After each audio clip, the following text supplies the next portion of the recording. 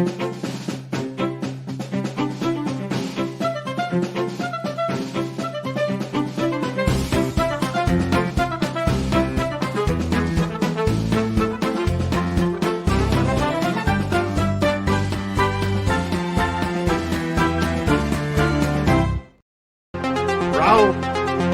one, fight!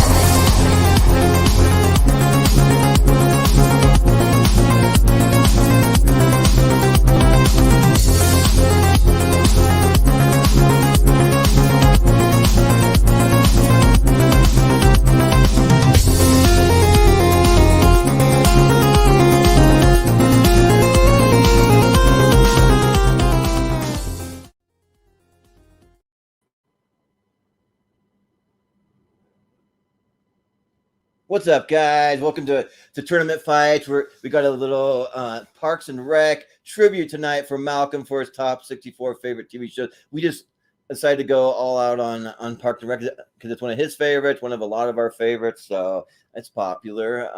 And yeah, I think that the one that always gets me is that Rashida Jones, Malcolm S. Rashida Jones, like makes me laugh pretty good, but it's fun. But yeah, I'm your host, Jordan, the TV hero Anderson tonight. And yeah, this is episode 216. Like I said, Malcolm Lay's top 64 TV shows. And yeah, I'm excited to talk about them. So let's go ahead and bring in our crew for tonight. We have, as always, my co-host, Austin Pez Howell. I didn't know Malcolm was such a big soap opera fan. I mean, that surprised me. It's like all soap operas. I mean, it's ridiculous. I mean, we're just gonna have to decide the right one. I don't know.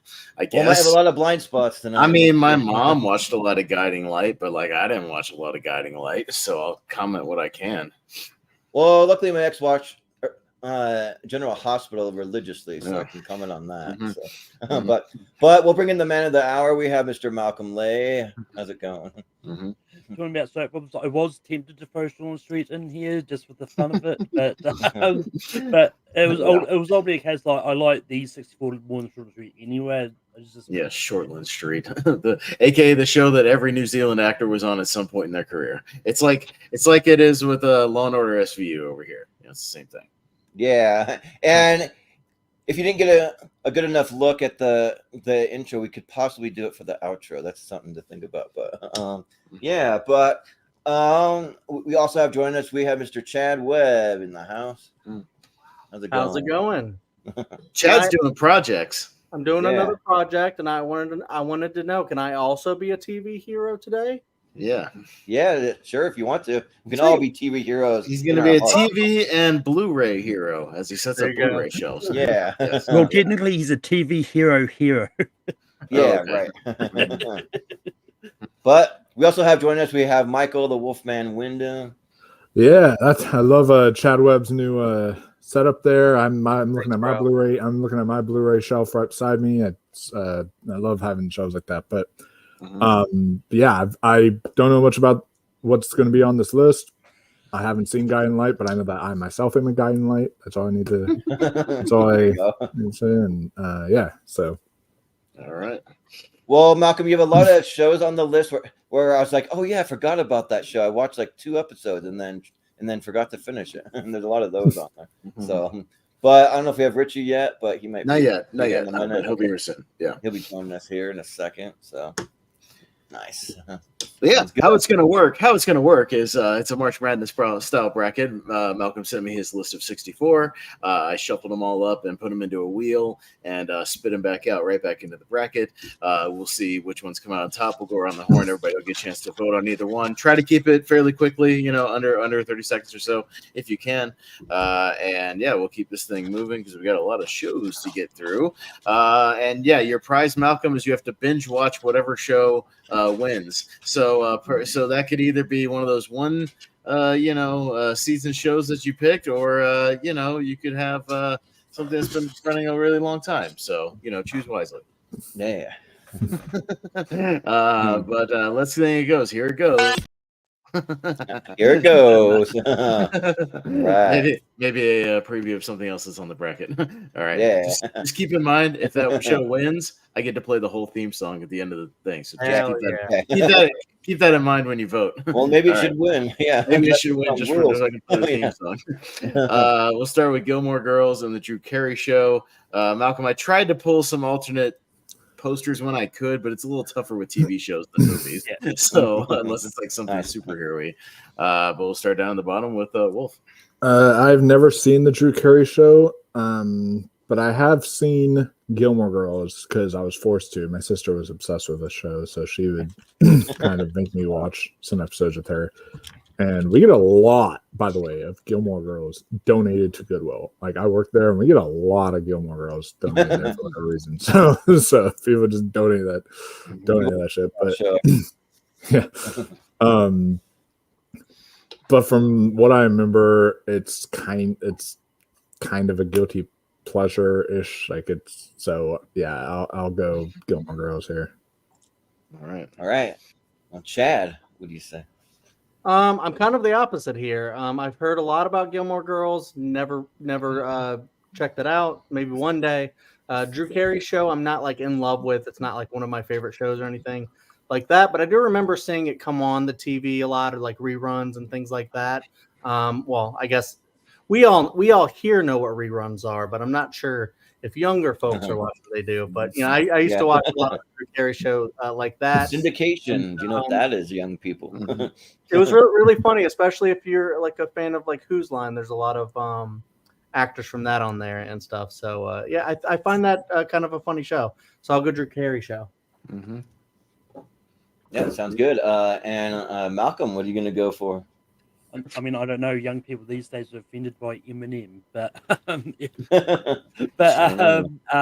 like they never listened to the Marshall Mathers LP. I got news for you. It's way worse songs than Houdini.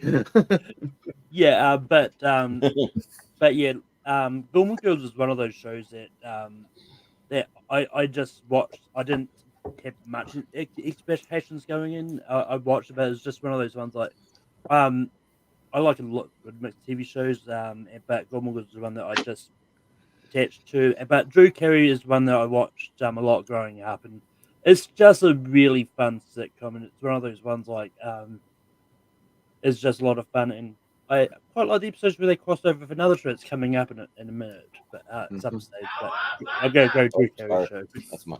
They cross over with turtles a lot? Oh, I didn't know that. No. Oh. No, sorry, that's my like notification noise I have set. So that's what was going off in the voice recording you sent me, because you sent me the voice recording, and then that went off twice, and I was like, "What the fuck?" Yeah, is going on? Yeah. That'll be all my notifications, my GPS, everything goes off.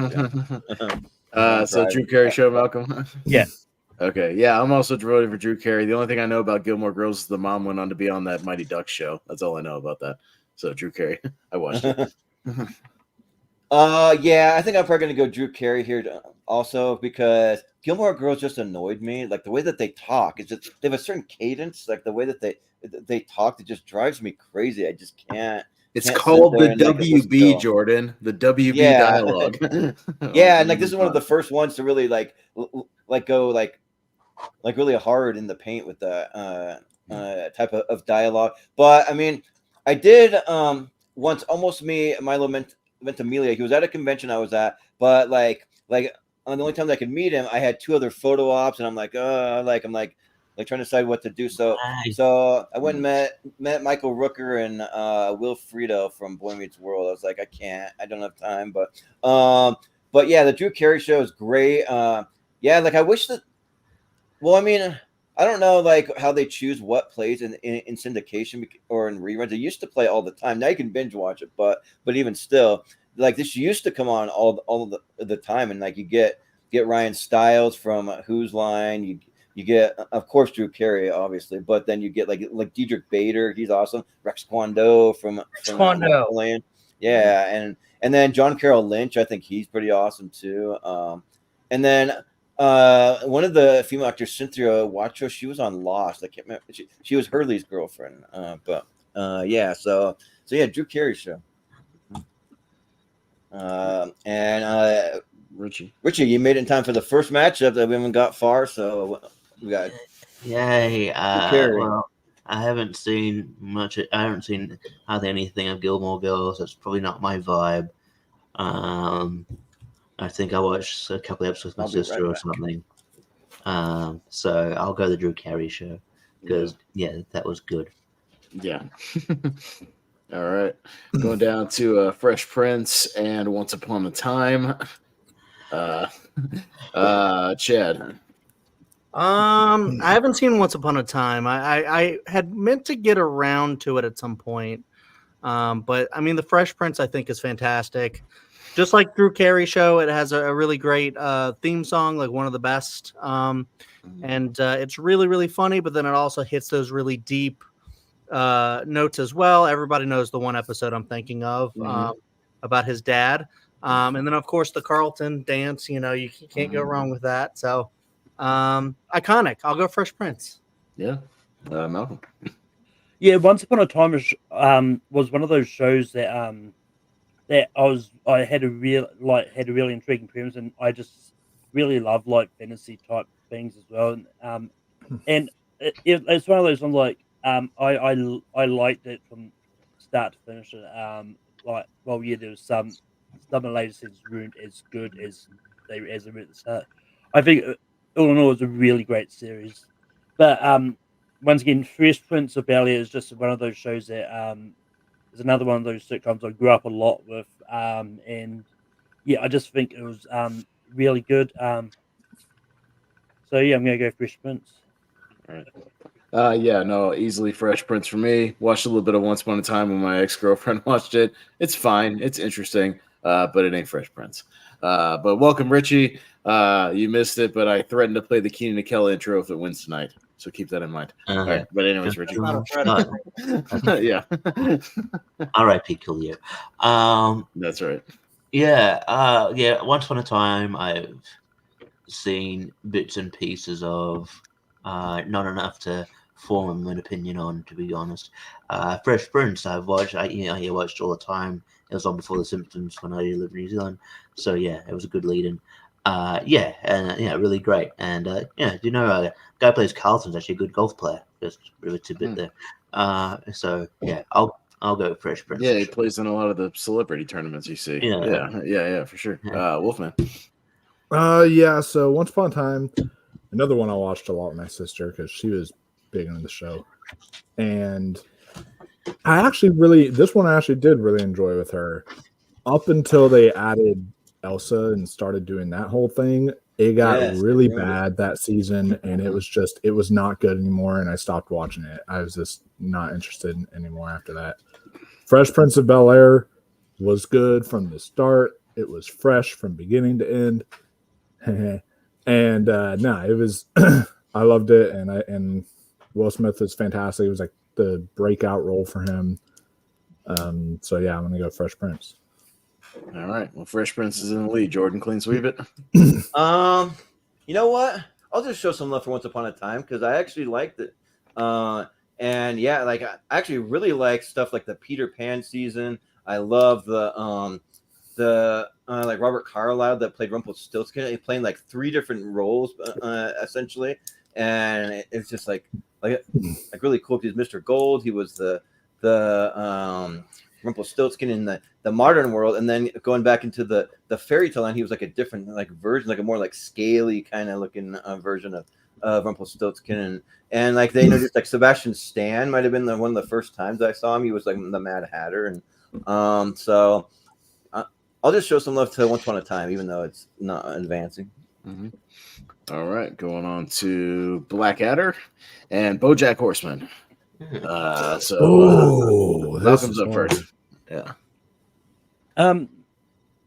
BoJack Horseman's actually one of those shows I got to quite late. Like everyone was talking about it. It was like the longest time I just thought there's this show about a horse, so I'm probably not going to bother watching it.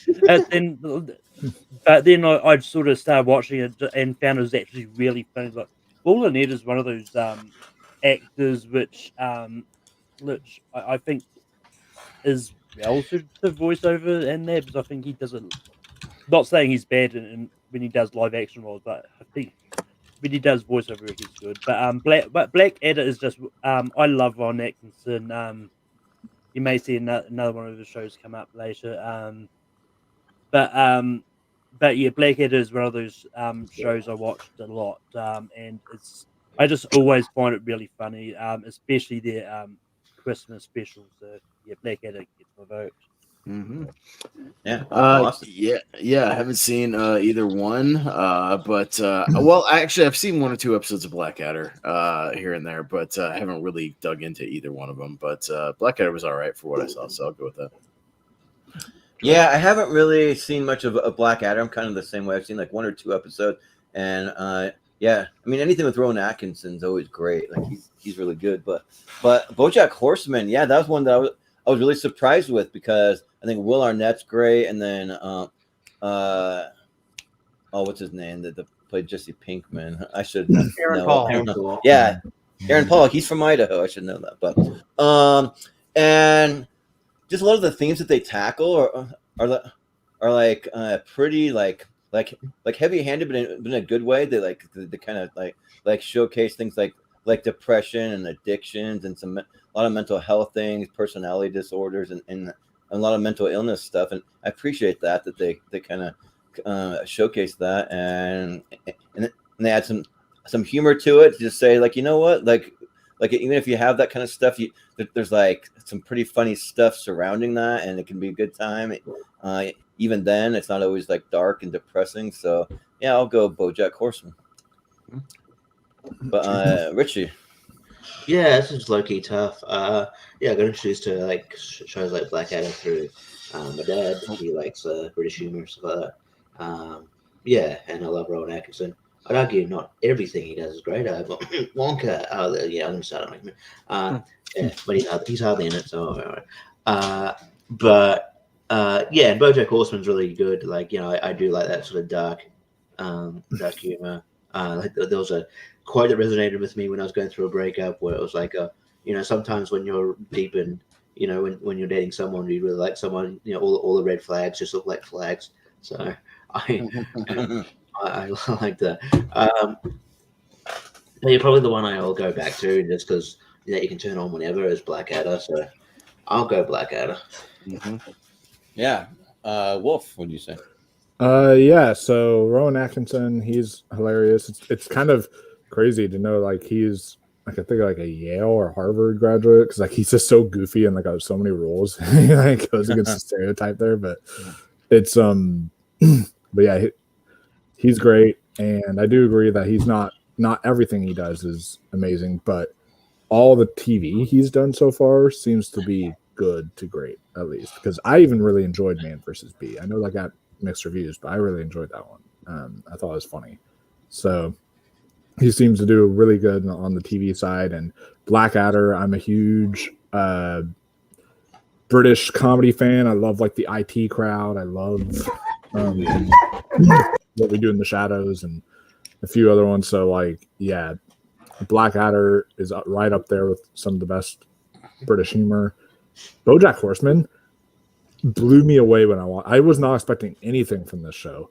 And then I am amazed that this show might have the most realistic depiction of mental illness I have seen put to screen, and at least put to television screens. But it's like amazing because it's an animated show about a horse, yet it has such an amazing depiction of mental illness. It's like really fantastic. Warrenet's great. Aaron Paul is great in it too. Yeah, it's a really, really good show. But man, this is tough. I think I might ever so slightly go Blackadder, just ever so slightly. I don't know if Rowan Atkinson would have gone to Yale or Harvard, considering I think he's British dude. He might have gone to Cambridge. I don't know. Maybe he went afterwards. I'm not sure. But and also What We Do in the Shadows was New Zealand. But yeah. He's probably got British stuff in it. But I get your point. Okay. That's all good. Chad, what do you say? Yeah, this is a little tough. I actually haven't seen that much of Blackadder. Unlike Wolfman, I have a lot of blind spots in like British like TV shows. There are some I've seen, but Blackadder isn't one that I've actually delved into. I do love Rowan Atkinson. I love all the Mr. Bean stuff, and Rat Race and all that kind of stuff. I really love Rowan Atkinson a lot. So it's kind of weird I haven't actually jumped into the show. I think I tried to watch one episode of it one time. I didn't get into it, but I'm gonna try again, especially because there's a lot of love here for it. BoJack Horseman is one. I agree. I also agree. I think this one does have a lot of brilliant stuff in it. Where there's certain episodes that I'm like continuously like wowed about, where I'm like just like a long speech and something that in the show that I'm like, wow, like I don't normally love like animated like television, but when it's done right like this, it works. Although there is some humor in BoJack that I just really kind of hate. And it generally like goes on really long, so I have issues with it as well. Although I'll give a slight nod to BoJack since I've seen all of it. All right. Yeah. The Blackadder. Yeah, BoJack started out rough in season 1. I feel because like it took me a while to get into it. Then once it got like season 2 and on, it's fun. By the way, Richie, Rowan Atkinson went to Oxford. Yeah, yeah. Okay. Still. I forgot about this one, Malcolm. You know how those weird matchups happen on the wheel sometimes? I swear to God, this was real. Smallville versus Superman and Lois. I swear to God, that's how it spun. It's happened to you sometimes, Malcolm. Yeah. Matchups. Yeah. I swear to God, that's what happened.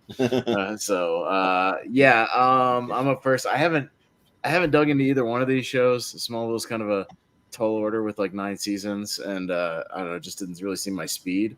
But Superman and Lois intrigues me, and I kind of like the guy who plays Superman on there, so I'll go with that. Yeah, so I've seen a couple seasons of Smallville thanks to my friend Ben. I'm spacing on his last name, but he passed away. I used to do a YouTube show with him, but he was a good dude, and he was a huge Superman fan, and he told me to watch Smallville, and I've seen 2 seasons, and wasn't sure if I was going to love a show about not Superman and not like Lex Luthor. I mean, they are those characters, but they just don't like get like in the full costume that much and do like it's just a lot of high school stuff. Like they CWify it, and that's fine because it's actually really good though. And at the last convention I was at, I went and watched the panel of like every Smallville actor from that series, so that was cool. But and I've never seen the other Superman versus Lois, but I do like. Is that Tyler Hoechlin or is that someone else? It's Tyler Hoechlin. Yeah. So I like him, but I just haven't seen enough of it, so I'll go Smallville. Richie, yeah. Yeah, I haven't seen a lot of these shows, a lot of these 2 shows, but seeing some of Smallville, I wasn't a fan. Like he doesn't really become Superman till like the end, right? Like literally like the end credits of the last episode. Yeah. I've weirdly enough, like I met Alison Mack before the sex trafficking thing. That's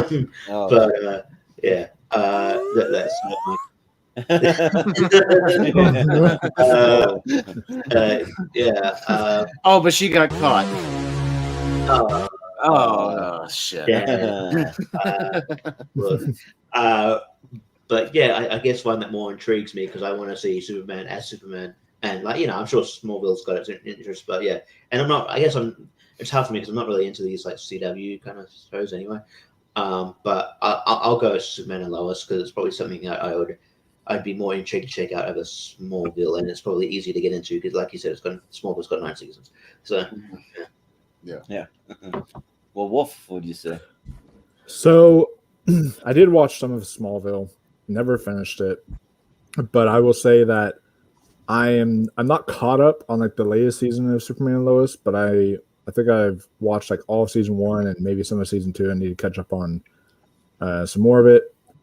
But I will say up front, like this show surprised the hell out of me. I'm someone who gave up on so many CW like superhero shows. I gave up on Arrow after a while. I gave up on The Flash after a while. Supergirl, I like gave up after 1 season. There's so many shows I just gave up. I was like, I can't do this anymore. This is just getting so bad and cheesy. This had like a Max original feel to it. Like it did not feel like a CW show when it aired, and I was really impressed by that. And I love the actor. I forget his name, but I love the actor who plays Superman on this show. Like if they're going to replace my boy Henry Cavill, at least replace him with him, because he's a good Superman. And and I love the relationship he has with Lois here, and I would have loved for her to see her as Lois Lane and continue her story in the movies. But I know that it's weird. They're saying the TV shows won't connect to the movies. It's really dumb. I wish they would just be able to do what Marvel's doing. But yeah, it's a really good show. So I'll definitely go Superman and Lois. Yeah, Chad, what do you say? I actually haven't seen Superman and Lois. It's a little newer. I just haven't gotten around to that one. But Smallville, I actually kind of love. There are certain CW shows that I actually really, really, really do love. And Smallville's one of them. It's one of those shows kind of like the other one, Supernatural, that's kind of long. I mean, that one has 15 seasons. Smallville had 10. And it's just a really long build up to finally him becoming Superman, which, I understand if it's like, there's so much build up just for like the teenage stuff until he becomes Superman. But I kind of really like that. I think it's like just a different kind of show, just building up to that moment. And I think the moment is pretty spectacular. And I love like a lot of the, TV stuff. They have like some Buffy actors that have shown up on there, like James Marsters. So, I'm obviously going to love stuff like that. But yeah, I love the kind of teenage vibe to it. And, all the relationship between Clark and Lex, I think is really cool. A really interesting story that they told. And, it kind of is a little slow paced and, takes a really long time sometimes to get to where it's trying to go. But I think when it does, it really hits. So, and it's also got a great TV theme, one that you would just want to sing every time. And it's a great, like, kind of sick show.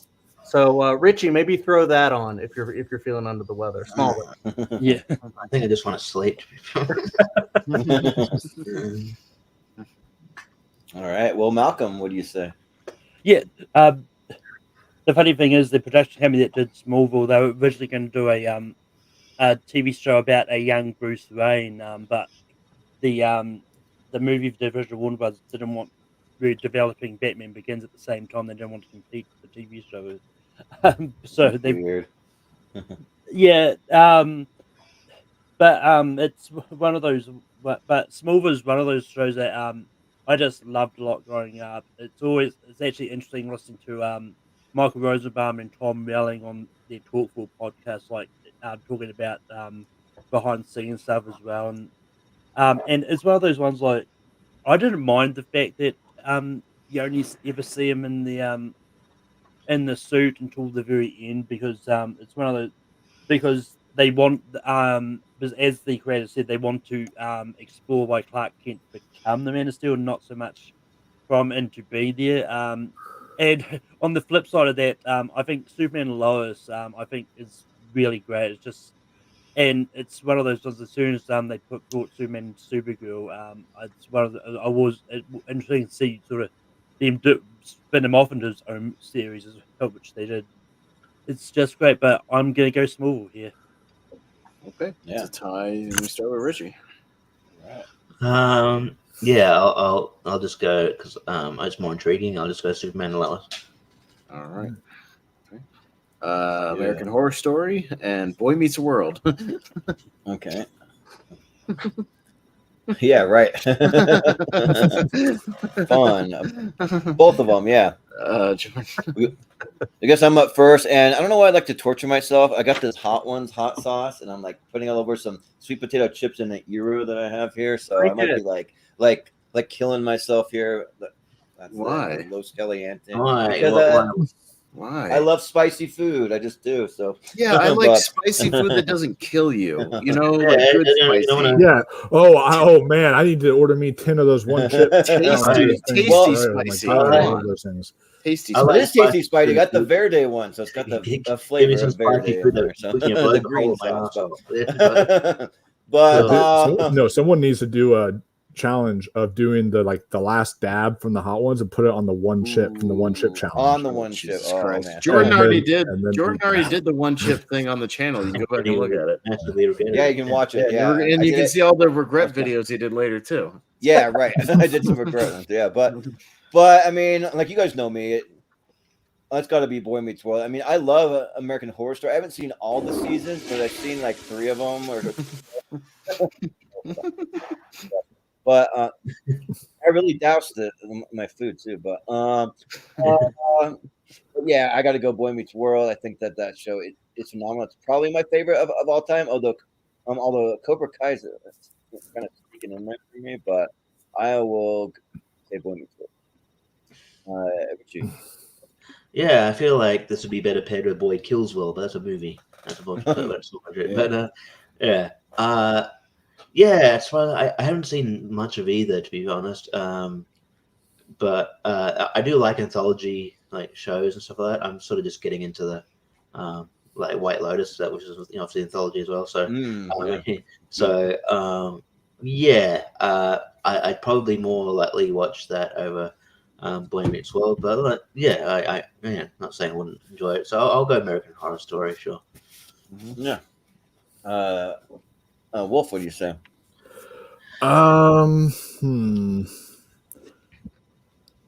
Yeah, this is interesting because I will say I adored the first season of American Horror Story. I thought that was great. I thought the second season was good. I wasn't huge. I watched all the way up to Freak Show. I forget what number that was, but I remember that is kind of where I dropped off. I wasn't really big on that season, but then I came back on the 84 one because I love 80 slashers. So I came back for that and kind of enjoyed that, but I haven't seen really many of the other seasons in between those two. So I still need to catch up. Boy Meets World. I watched that one when I was really, really young and, I had fun with it, but man, just I guess because of the quality of those first couple seasons of American Horror Story, I would probably lean American Horror Story here. Yeah, sounds good. Chad, what do you say here?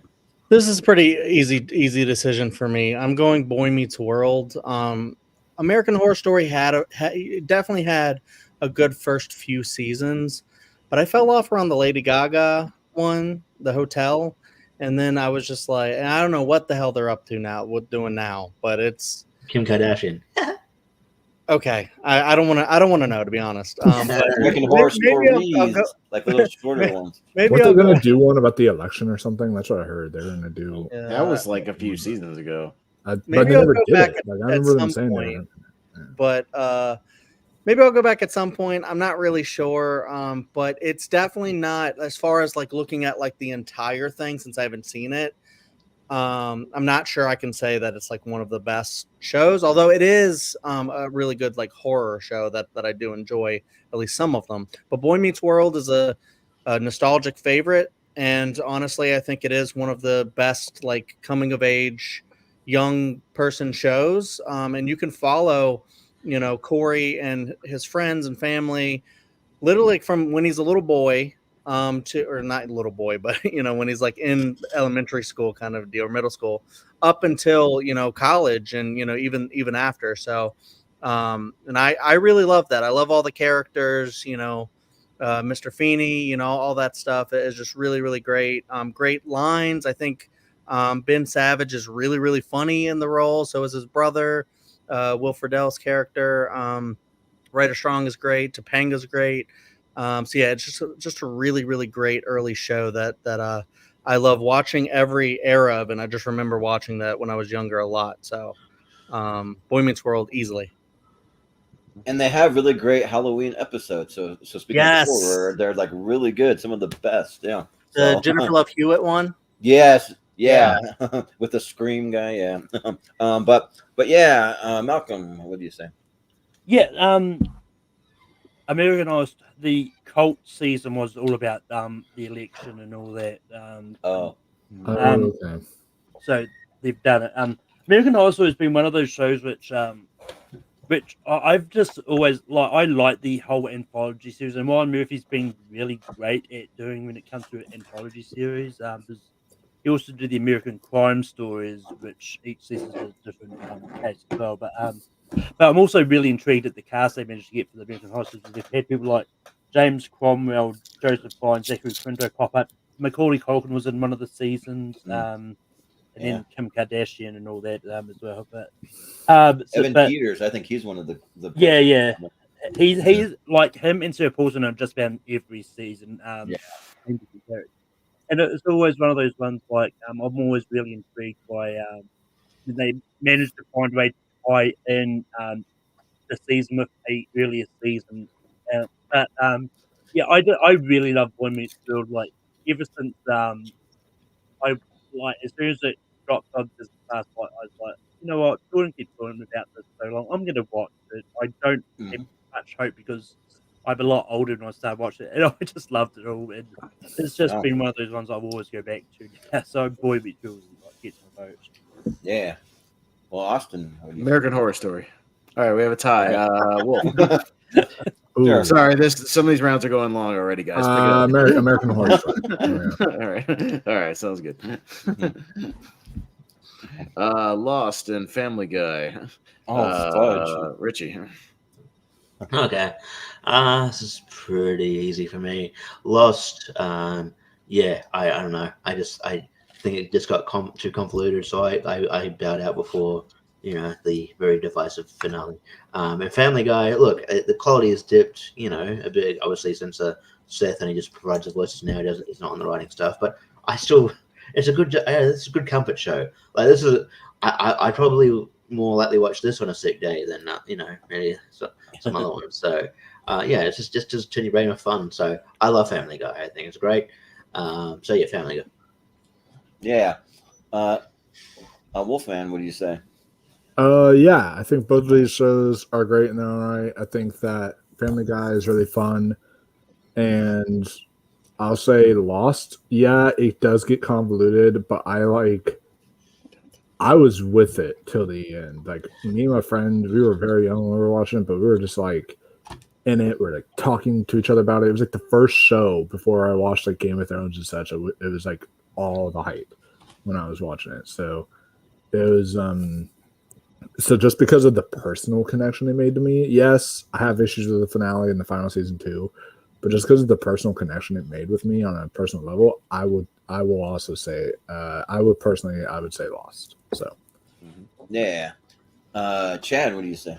Honestly, I'm right there with Wolfman. Lost was kind of one of the first like prestige shows that like was the talk of the town forever that I watched, and I remember just being so fascinated by the numbers and the philosophy that they used on the show, and just all that stuff I thought was really cool, and the supernatural stuff on the island, and we have to go back, Kate. It's just like some of the most iconic moments in TV. I just think you really can't, deny, a lot of the power of that show. I understand like the ending is very divisive.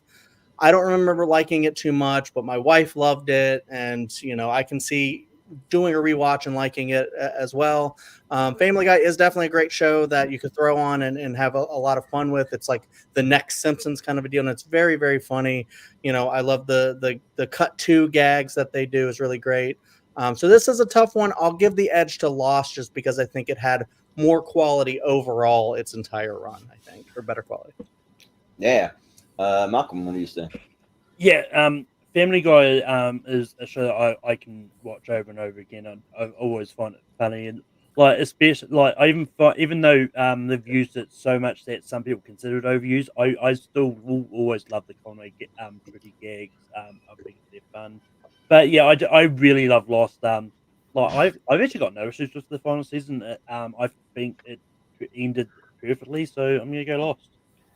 Yeah. Austin, what do you say? I watched the first season of Lost. I tapped out. Then I watched the last episode, and I was glad I tapped out. Family Guy.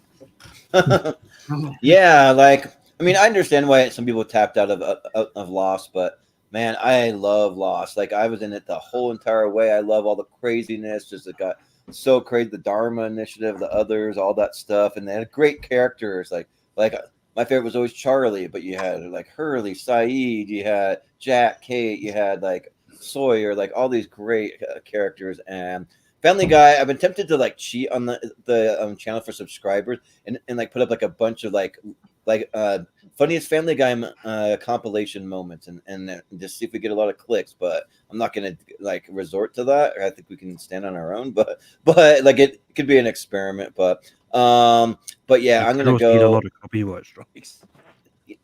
Yeah, we might, but I mean, other people, the compilations are everywhere. But so I'm gonna go Lost though. All right. Lost moves on.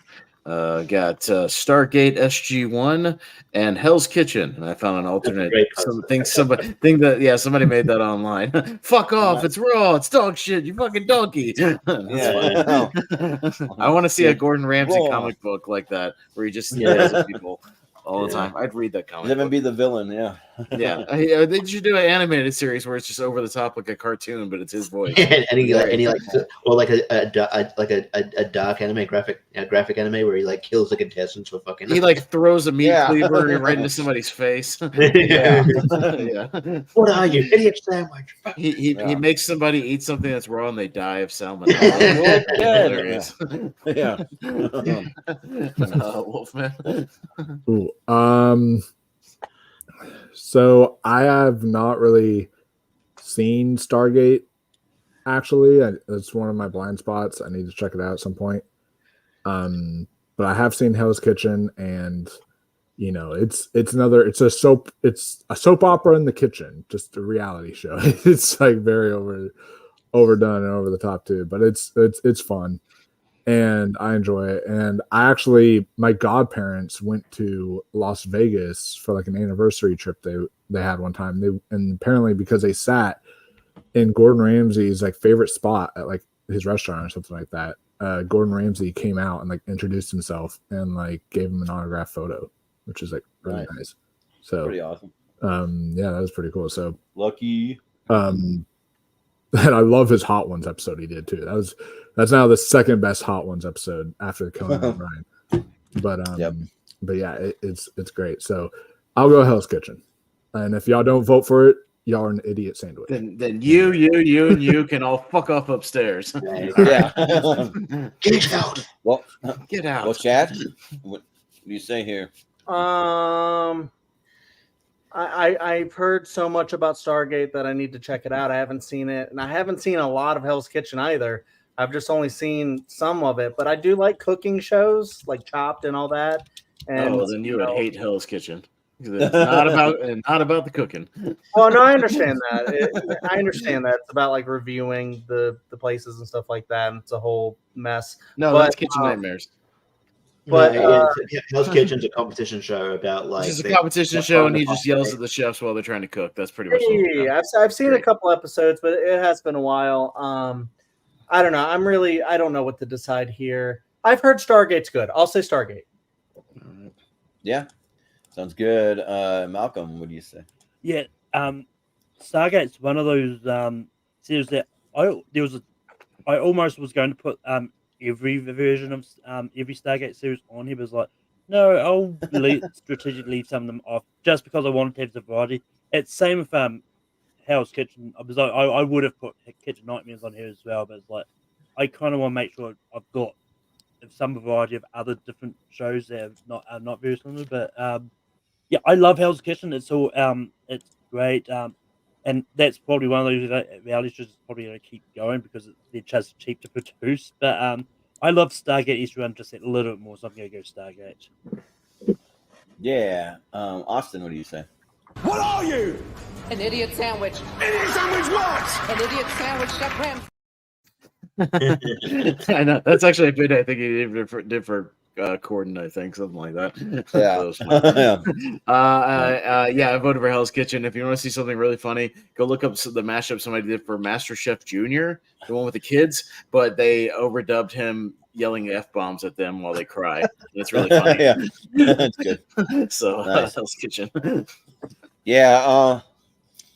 Yeah, I think that Gordon Ramsay has like an online series now that's called Idiot Sandwich, and like people present him with like dishes that people come to like try to impress him and see if they're not an idiot sandwich. But yeah, but yeah, I've seen some of Stargate SG-1. I think that's pretty good. I mean, you have I always remember the guy with the little like thing on his forehead or whatever.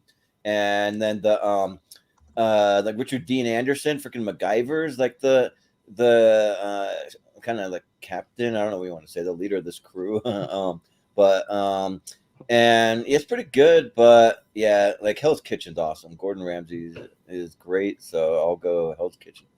All right.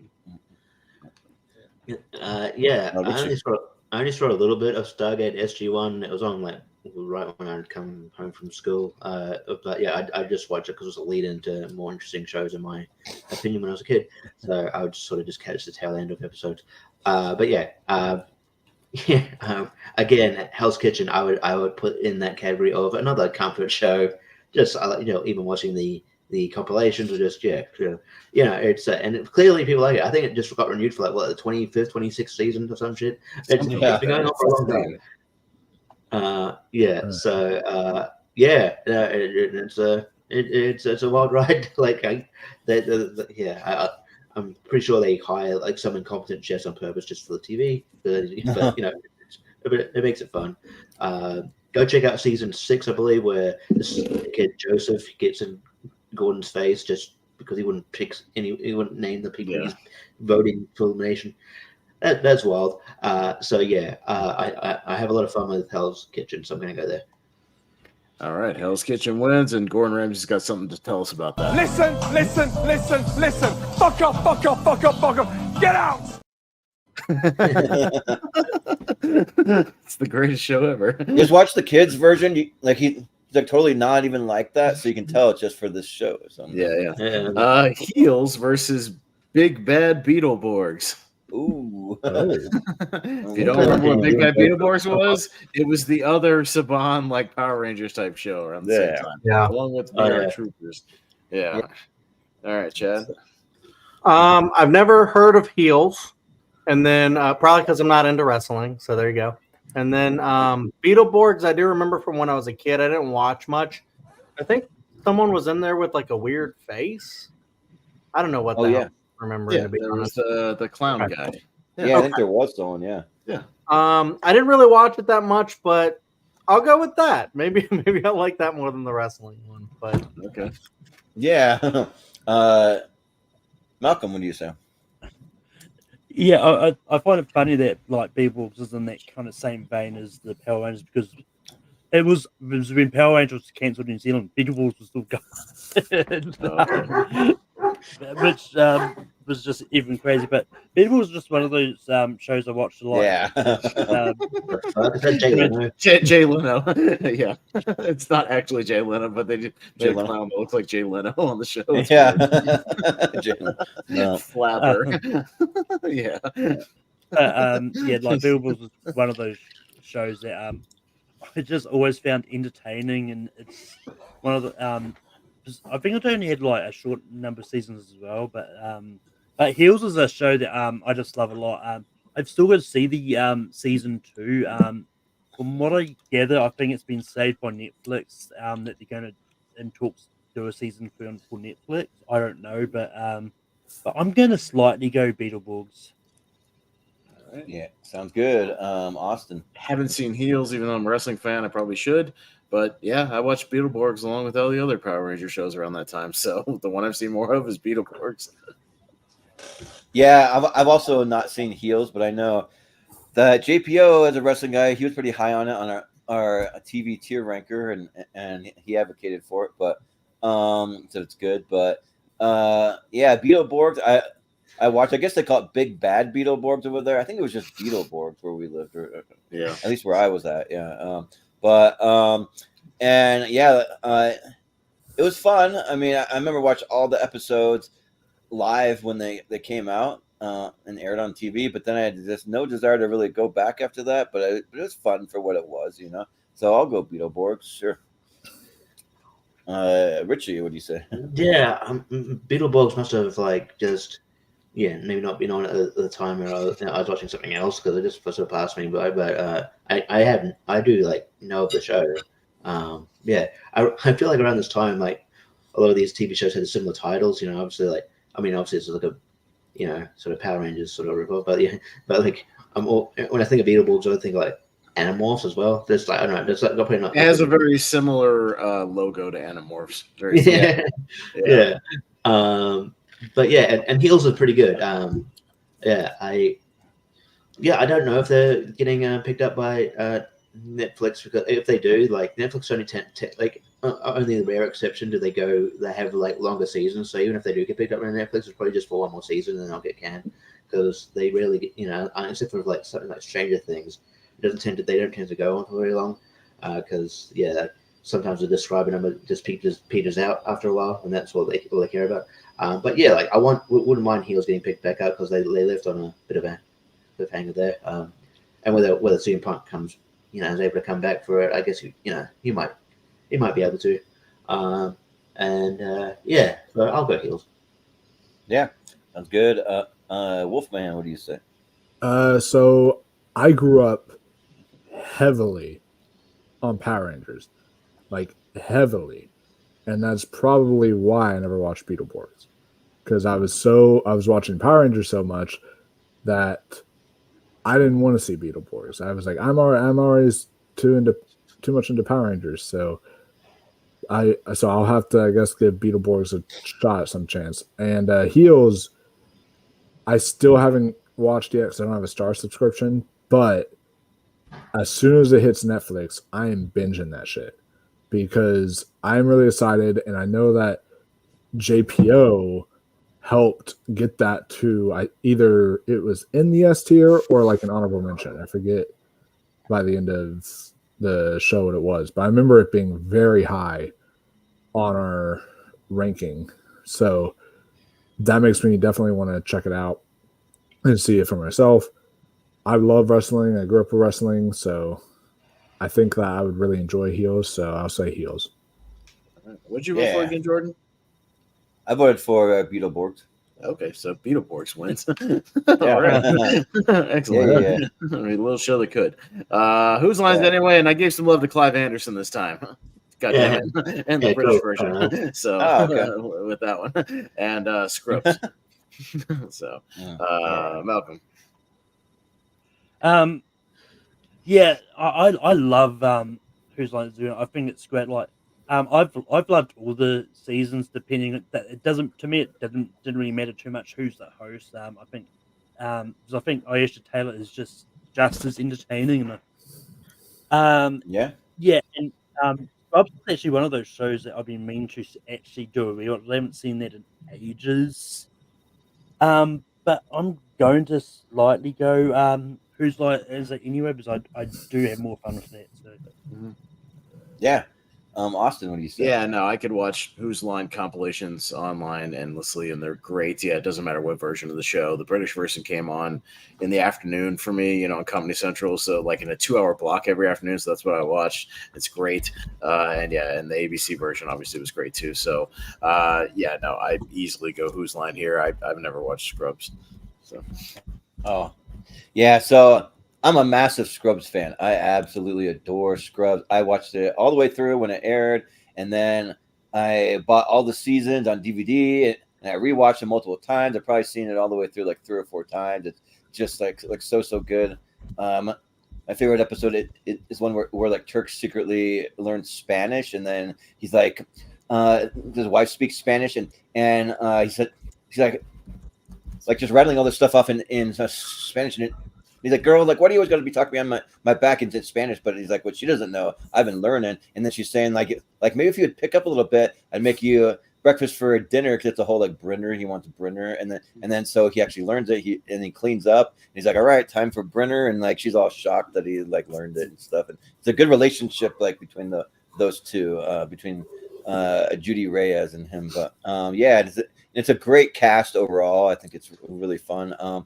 Whose Line is like kind of fits that comfort show. They can just pop it on anytime, and it's just fun to watch, and it's always something solid on there, even with the reruns too. So, but I got to go Scrubs.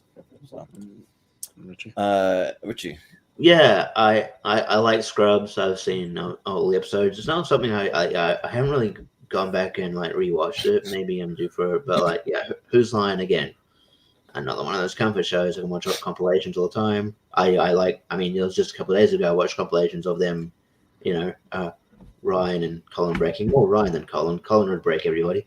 But yeah, it's like on Irish drinking song and greatest hits, which I think is my favorite game actually. Yeah, and then the British version is really good as well. Yeah, probably underrated at this point. But yeah, Clive Anderson's really good, comedy legend in Britain. And yeah, like that's when a lot of Colin and Ryan and that got their start, and you see like Greg Proops in there pop up as well. And then, like some of the British regulars like Tony Slattery. There's a Mike McShane who was the professor in Richie Rich.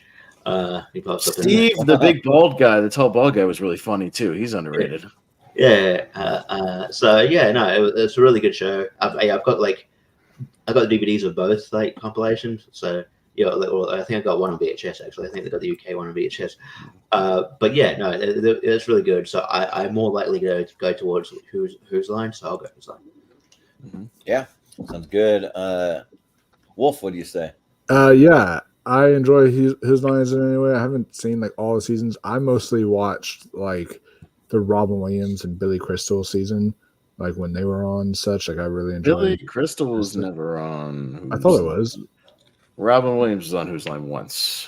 Oh, Whoopi Goldberg was actually on there. You got 2/3 of Comic Relief on there. Yeah, but Billy Crystal was never on there. Oh, I thought he guest starred. I thought he guest starred with Robin Williams. No. Okay, but I remember seeing the season that had like Robin Williams and Whoopi, and then like Whoopi Goldberg and stuff like that. It was great, but yeah. So, but out of these two, I have seen Scrubs, and I really do like that show a lot. I have fun with it. I think it's really funny. I think Zach Braff is great in it. So, and I do agree that someone told me mentioned it today that the two characters on Scrubs are sort of like Sean and Gus from Psych a little bit. Like it kind of feels a little bit like Sean and Gus, and that's probably why I really am attached to Scrubs as well. So I'll definitely say Scrubs. And Ross in the chat says season 9 of Scrubs doesn't exist. Yeah, I actually never watched season 9 because when I was watching it, I watched it late to the party, and I heard season 9 was not good, so I didn't even watch season 9. It's completely different than the rest of it. Yeah, but Chad, what do you say? I'm easily going Scrubs here. It's one of my favorite shows of all time. And I agree. Season 8 had like a phenomenal ending, or was it season 7 or season 8? I think it was season 8 had a phenomenal ending, and they should not have continued the show. I do really love Whose Line Is It Anyway? I remember throwing it on all the time when I was younger, and just having a great time. I just love improv. I think is a great form of comedy that I've done myself, and I love watching as well. So it's definitely a fun show. So no shade on that at all. But Scrubs is just one of my favorite comedies of all time. And I just love all the characters. I love all the bits. I love how, the daydream sequences, I love the camaraderie in between everyone. I love the musical episode. Buffy may have the best musical episode that's ever been musicaled, but Scrubs is pretty damn close. Guy Love is one of my favorite songs. I love the relationship between JD and Turk for sure. It's Guy Love. Love between two guys. So I'm more on like Jordan's wavelength, where it's just one of my favorite things. I can watch that show anytime. It's a special show between like me and my wife, and me and like one of my best friends too. So I adore that show. So it's a tie to you, Chad. You're sticking with Scrubs, I'm assuming. Yeah, Scrubs. All right. Yeah, Scrubs. Something out there, JPO breathed a sigh of relief. Yes. Yeah. Ooh, nice. Blind Spotting and Mr. Bean. Speaking of Rowan Ooh. Atkinson. Oh, These are tough matchups. Jeez.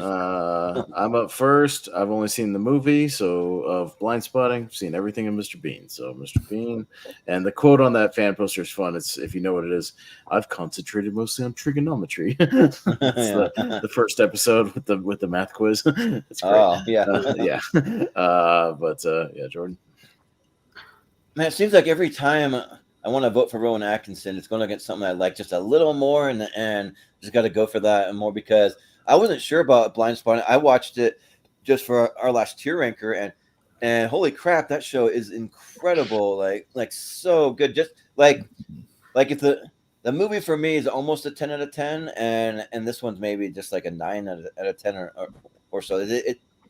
It's up there, like it's literally that good, and Helen Hunt is amazing in it, and then it has a lot of the cast from the movie coming back for it, and it's just really, really good, and great themes, and even a little bit of music too that thrown in there that works, and they do like the like rapping stuff that they have in the movie, and like really like still pretty powerful, cool ways. So I think I got to go Blind Spotting. So, but Richie, what do you say? Yeah, I haven't seen Blind Spotting. It's a blind spot, you would say, didn't it? Yeah, anyway. Cool. But Mr. Bean, it was childhood watch. Historically only had 15 episodes, a bit thereabouts, and probably one of the most famous short-lived shows ever. But yeah, no, it was yeah, it's really, really great. You know, sort of a masterclass in like slapstick comedy. I think I literally, we were literally taught this in like drama class, like, in like when we talked about terms of slapstick. And it's just, it's great. I think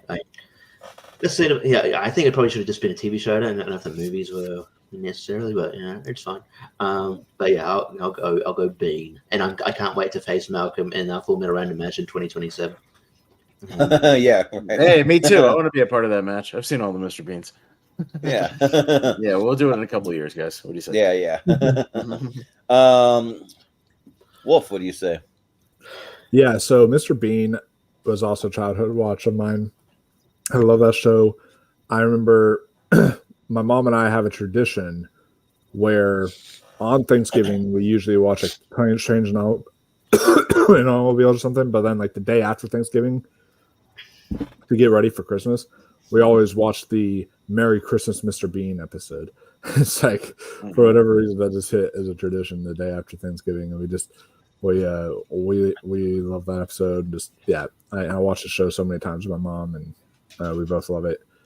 Blind Spotting, though, I was watching this because I was planning on being on the tier ranker, but I was watching this though for it, and I'm still on season 2. I'm finishing it up. I'm like halfway through season 2 right now. But yeah, this show is a masterpiece. Like, holy crap! I really wish that Netflix, forget Heels. Like, I wish they were bringing this on to Netflix. Bring back Blind Spot. It was on Stars or something weird, and like continuing, and because it started out as a Stars show, and then it got canceled after 2 seasons. And I wish they would bring this one back, because they set up at the end of season 1. They set up David Diggs coming back, and then I heard they do the same thing in season 2. So I'm sure they would have brought David Diggs on eventually, and it would have been really cool to see him. But I guess we're not going to get that now.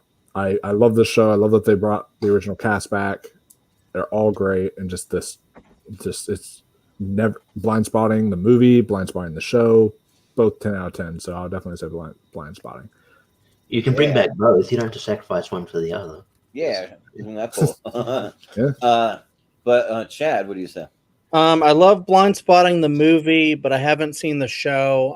I kind of want to see it now because of all the hype here.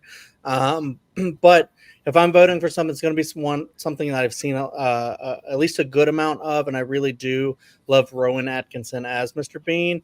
I don't know. It's just that the type of humor just really gets me. It's kind of like modern day, like Charlie Chaplin kind of a deal, but maybe a little sillier. I don't know.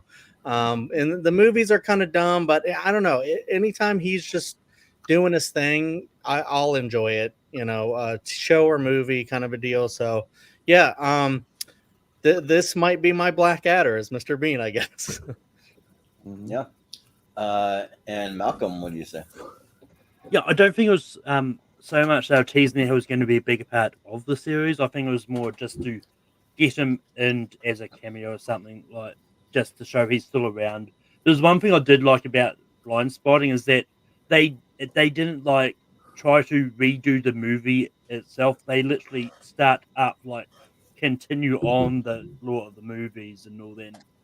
And Well, yeah, isn't it a sequel to the movie? Like, yeah, yeah. That's what I was getting at. I like the fact they treated it as a sequel to the movie, not just like you were just going to adapt the movie as a TV series, like what they did with Lethal Weapon and all that. But yeah, I really love Mr. Bean. It's been one of my favorites that I'll go back to from time to time just to watch. And yeah, so I'm going Mr. Bean. Yeah, Mr. Bean. Yeah. Mr. Bean. All right. That is The Office with the Threat Level Midnight poster. And Goosebumps, the 90s version. So Jordan. Well, I'll just say that just real quick, that hot ones you made, an amazing hot sauce. It's actually good and not very spicy. I mean, it's spicy enough, but it's not like kill yourself spicy. So it's delicious. The Verde one. So check it out sometime if you want. But yeah, like Goosebumps is a lot of fun. I read like a ton of the books. I read like at least like 20 of the books or something. And but I mean the show, I mean, compared to The Office, I mean, come on. Like this is The Office. The Office is like an all-timer. It's just so good. Especially the Steve Carell season. I even give that the first season a pass because I even like that. As long as Steve Carell's there, I love it. Once he leaves, it does take a little dip for me personally. I mean, Rainn Wilson does his best, and John Krasinski and those guys try to hold it up, and they do all right, but it's just not as good. So, but still, I mean, The Office is great, so I'll go The Office. Well, Richie, what do you say? Yeah, this was actually pretty tough. Goosebumps was a regular watch when I was growing up. I still think it has one of the best theme songs ever. Yeah. I fucking love that theme song. I've got season 1 on DVD here, but I've also got yes, it's good. I've also got The Office on DVD, and I'm rewatching that at the moment. I'm on like season 4, and yeah, it's great. The sort of I think Michael Scott's a great character. The sort of very not self-aware but sort of lovable idiot. And I maybe do think it kind of dips a little bit when it's just Ed Helms, because I think at least with Andy, I just feel like for the most part, I think he does become more likable in later seasons, but for the most part, for a lot of the time, he's an idiot and not likable for a lot of the time. So it was kind of hard to have that likability with him sometimes. But the one-liners are great. Yeah, the whole cast, the chemistry of the cast is great. So yeah, look, I'll go The Office, but I don't mind if Goosebumps wins. Yeah. Wolf, what do you say? Yeah, so both of them, by the way, have amazing theme songs, The Office and Goosebumps. Yeah. And there's this event near me called Get Downtown where they like block downtown for like a night, and people go there and there's like booths and live music and all this fun stuff. And I've seen an independent band twice there called the Dundies, based on The Office. And and at one point they'll actually start like singing the da da da da da da da, and they'll go to rock, and like everyone joins in with them singing it. It's like really fun. So so The Office is a great show, but I've actually not seen all of season 1. So what happened was I tried watching the show many times, and then I just couldn't get past season 1. I thought it was so cringe. So then my friend said, dude, really just kind of skip season 1. You don't even really need season 1. And I was like, really? He's like, yeah, just skip it and watch it from season 2 and on. And I did that, and I really enjoyed it once I did that. So Because season 1 was just really cringe for me, and because of that, I might actually go Goosebumps here, because I remember loving Goosebumps growing up as a child, reading the books, seeing the shows. The one that always got me the most was the episode where the girl like has the Halloween mask and it like gets stuck to her face. Yeah. And everything. That's always the one that got me the most. I think it was also because like in that same episode, she's eating. I had a weird fear of worms, and she was eating her like sandwich or whatever, and had like worms in it. I remember that episode, and I was just like, oh, like it was a very like as a kid that one always got me the most. But yeah, I am. Oh, just Hang you throwing it off out there while you're voting. some Just throwing good it out there while you're voting. Go ahead, Chad. Yeah, sure. Yeah. Did you show that to me yet? Yeah. Oh, sorry about that. I'm just playing spooky Goosebumps music while you're voting. Fair. This is not tough, but I'm going The Office. It's not tough, but I do. Goosebumps was a childhood favorite. I really love it. I love stuff like that, like Are You Afraid of the Dark? All that kind of stuff. I loved as a kid. But The Office I think is one of the greatest sitcoms ever made. Pretty much all the characters are fantastic. Just they're doing their own thing, and just all hilarious in their own ways. If you don't like cringe, you probably might not like it as much. But I love that kind of stuff. I think it's really funny. And one of my favorite arcs was when spoiler, Michael leaves, not leaves the show, but leaves Dunder Mifflin, and then forces his way back in. I love that storyline so much, and every time I think about it, it makes me want to rewatch the show because there's some epic moments there, and I mean, it's just iconic, and one of the I think it's probably the best British to US remake or whatever for TV. So. Yeah. Well, has anyone ever watched the new version of Goosebumps?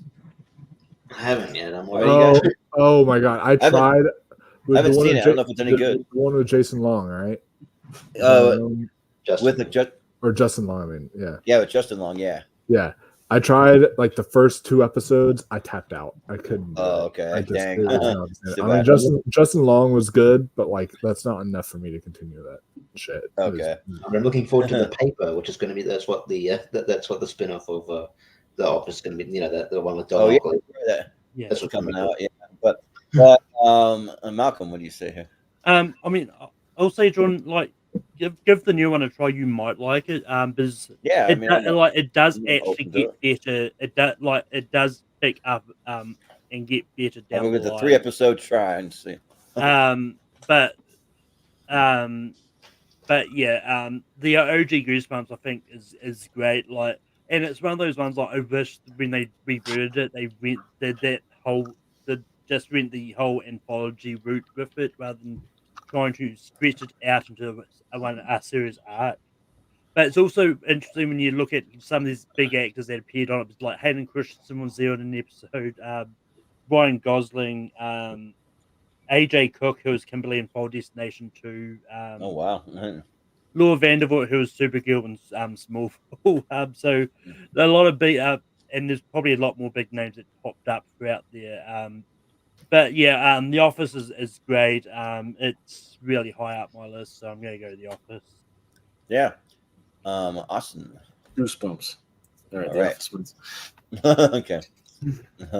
Curb Your Enthusiasm and Buffy the Vampire Slayer. Okay. Richie. That's bloody tough for me. I love Buffy. So yeah, it's definitely. I would say definitely probably about time. This is the first season. So you got to go look past the CGI, but it's really cool. Good. The CGI. The chemistry between the leads and sort of where how you first discover I can't remember. Michelle Trachtenberg and people like that, Alison Hannigan, and it is really good. And Curb Your Enthusiasm is fantastic. Maybe controversial. I think David is probably funnier than Jerry Seinfeld. It is. Oh yeah, it is. Yeah. So I think maybe That's a Jerry bold- Seinfeld is the funniest person on his own show. But yeah, Curb is great and it had a great finale. So I'm going to go Curb, but I don't mind if Buffy goes through. Yeah. Wolf, what do you say? To be fair, you could make an argument that Larry David may not even be the funniest person on his own show because I love Leon. Like as soon as Leon, like he might have been the funniest person on That's that JB damn Smooth, show. I think, right? Yeah, JB Yeah. Smooth.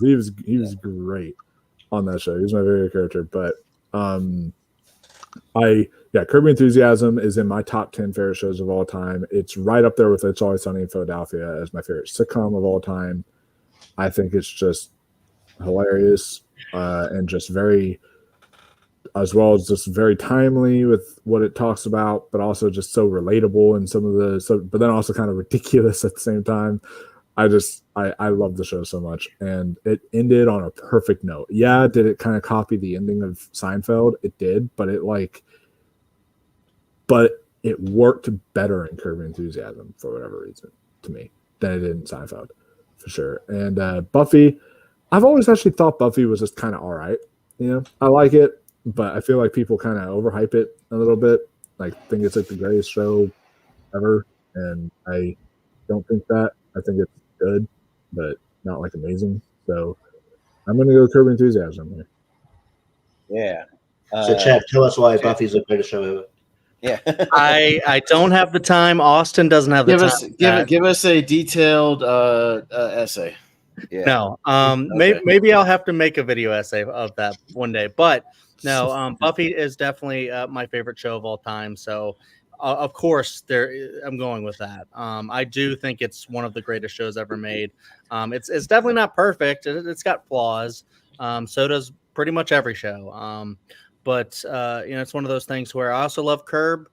I'm pretty sure I'm going to get my heart broken on this panel because I'm pretty sure Curb is going to win this, which I think is insane just because I love Buffy so much. But I also think Curb is definitely one of the greatest comedies of all time. So, I totally understand it. They're very different shows. And Buffy is just, I don't know, it hit a tone with me when I was younger. When I was like 11 or 12, and it's why I have a wife and a kid now. So I have just a lot of attachment to Buffy, and I have a lot of friends who love it as well. So it's like a kind of a community show a little bit where, you can really, have like really great like friends through it. So it's one of those shows. But yeah, I think it's a very like pop kind of supernatural, show, and it's got a lot of really like silly out of date graphics and stuff like that, but what really always hits home is the writing is always incredible. It's like word perfect, so it's like people writing it and just delivering like every single time, and I just think it's just such a phenomenal show. And yeah, I could really go into it, and I'm not gonna. So but Buffy I adore, even though I'm pretty sure it's not gonna make it. Well, I had to hold back on Boy Meets Thanks World, for putting good. it on the list, Malcolm, because I know you're watching it. I'm glad you're loving it. Yeah. I could just imagine Chad sending a meeting Sam Shell Gallo and being, thanks for the reason I've got a wife and a kid. Did you meet your wife on the set of Buffy? No, but we both like the show, and then I was watching it when my son was being delivered, so it's special. It holds a special place, yeah. All right, but anyway, Malcolm. yeah, I mean, like I'm still sort of working my way through Buffy, but this is one of those ones like I love the supernatural style shows, so so it says something about a show that even though I'm sort of halfway through season 3, is like I like it enough to confidently put it on my top 64, and maybe once I finish the series, it will actually go up. But for now, but I love Curb Enthusiasm. I think it's better than Seinfeld easily, so Curb Enthusiasm gets my vote. Yeah, Austin. Curb, because I've never seen Buffy, but I've seen about half of Curb. Yeah. Please check it out. No. Yeah, check out the other half of Curb. No, Well, I don't watch like WB shows. That shit ain't for me. No. Yeah. No. Yeah, like Buffy's fine. Like to me, I think it gets a little overhyped, and the CGI is atrocious on it. Like, but like beyond that, if you look past that like it is decent, but like one thing I don't get, why does every vampire look exactly alike on that show? They look exactly that same Down syndrome face. They'll just look fucking weird. I just don't get it. Yeah, that looks like a Down syndrome person. Just look at it and you'll see it. But and then Curb, like people say that it's funnier than in Seinfeld. In my mind, that's an insane thing to say because I think Seinfeld's way better. But I still think Curb is great. Don't get me wrong. I still love it. And I love the fact they have so many guest stars and all that stuff. And there are some like really pretty, like incredible episodes too. It's one of those kind of hit and miss. Like one episode I'll die laughing and the next one I'm just like, oh, okay. Well, that was an episode. But yeah. So but I'll still go Curb because I'd rather watch that. So I'll go Curb. Bro, you know it's bad when Jerry Seinfeld is funnier in the parts that he has in Curb Your Enthusiasm than he is in his own show, Seinfeld. Like, I think Jerry's really funny on Seinfeld. He's really fucking funny. Yeah, I think he's really funny. The best stuff is when he's acting like a 6-year-old. Like it's great. Yeah, acts like a child. It's amazing. Kramer is like I don't want to be a pirate, like all that. No. Glee and the Movies That Made Us, the Netflix show. Ooh. So it's a show about movies. Yeah. All right. I like the movie every time. Chad. Oh, starting with me. I did actually get into Glee like when it first started, and I liked it and stuff. You know, it's kind of weird. But then like after I got out of it, I was like, why did I like that show? It's so weird and kind of cringe. So I don't know. I don't really like it now. But the Movies That Made Us, I've been fascinated with that show ever since I've watched, I think, most of the episodes. I just love seeing like how movies got made and just like the behind the scenes stuff with it. And like certain things have just kind of blown me away. Like knowing, you know, like Home Alone was like built in like a gymnasium, the inside of it. Because if you don't know how like movies are made, it's like you're not going to just film inside of a house because there's not enough space for like an entire crew and all that. So it's just wild to know certain things like that. And really, really, really interesting. And it's kind of made me love a lot of the movies even more. Like seeing like just how, you know, like how I think like Forrest Gump was like really hard to get made or something like that. And it's been like, wow, I like that movie even more now. So yeah, that's an incredible Netflix series if you haven't seen it. Yeah, for sure. Malcolm, what do you say? Yeah, the Movies That Made Us, I've found that really fascinating just to find out a lot about the movies, and it's one of those ones like if it wasn't there, I wouldn't have found out that Roger Gosling, the director of Scooby Doo, was actually a former editor on Home Alone, which I was surprised to find that out. But yeah, it was fascinating. But Glee is just one of those shows that I've gone back to a lot, and I loved it from the get go. I'm a big, when it comes to musical shows. I go back to I think it's great. Sadly, with this panel, I think I know where this is going to go, but I'm going to go Glee. Yeah. Well, Austin. Which one do you think I've seen? I know you said I'm a secret massive Glee fan. No, I've watched the Movies That Made Us a couple times. No, I don't watch Glee. Fuck that. No. Even my dog hates Glee. Yeah. Yeah. So Glee, like the only thing that I really like about it is Jane Lynch, like playing Sue Sylvester. I think she's 10 times better than anything else going on that show. Like I'm a big Jane Lynch fan. She's one of my favorite actresses. But the Movies that Made Us, that's one of those shows that I totally forgot about, and it's freaking great. And I need to go back and finish all the episodes because like Brian had Prop Masters on his, and then the Movies that Made Us is here. I only saw 3. I saw the Home Alone one, I saw the Elf one, I saw the Christmas one, and the Nightmare Before Christmas. So I saw those, and those are pretty awesome. So I'll go the Movies That Made Us. Yeah. Richie, what do you say? Yeah, I need to get around to movies that made us. It sounds interesting, and yeah, I'm more likely to get around to that than watching Glee. I'm a fan of Jane Lynch, but yeah, I'm not as big a fan as to watch this blindly watch anything she's in. Just it's not my speed, and yeah, it is unfortunate the Glee curse around the show though. I will say that. Yeah. But yeah, I will. Yeah, the movies that made us sounds quite interesting. So, and I like those. I like the ideas for the shows. Like the movies that made us, the toys that made us, is the games that made. Yeah, I like that kind of series. So I might divulge it. I might kind of dive deep into those, and maybe coming months or so. So I'll go with the movies that made us. Mm-hmm. Yeah.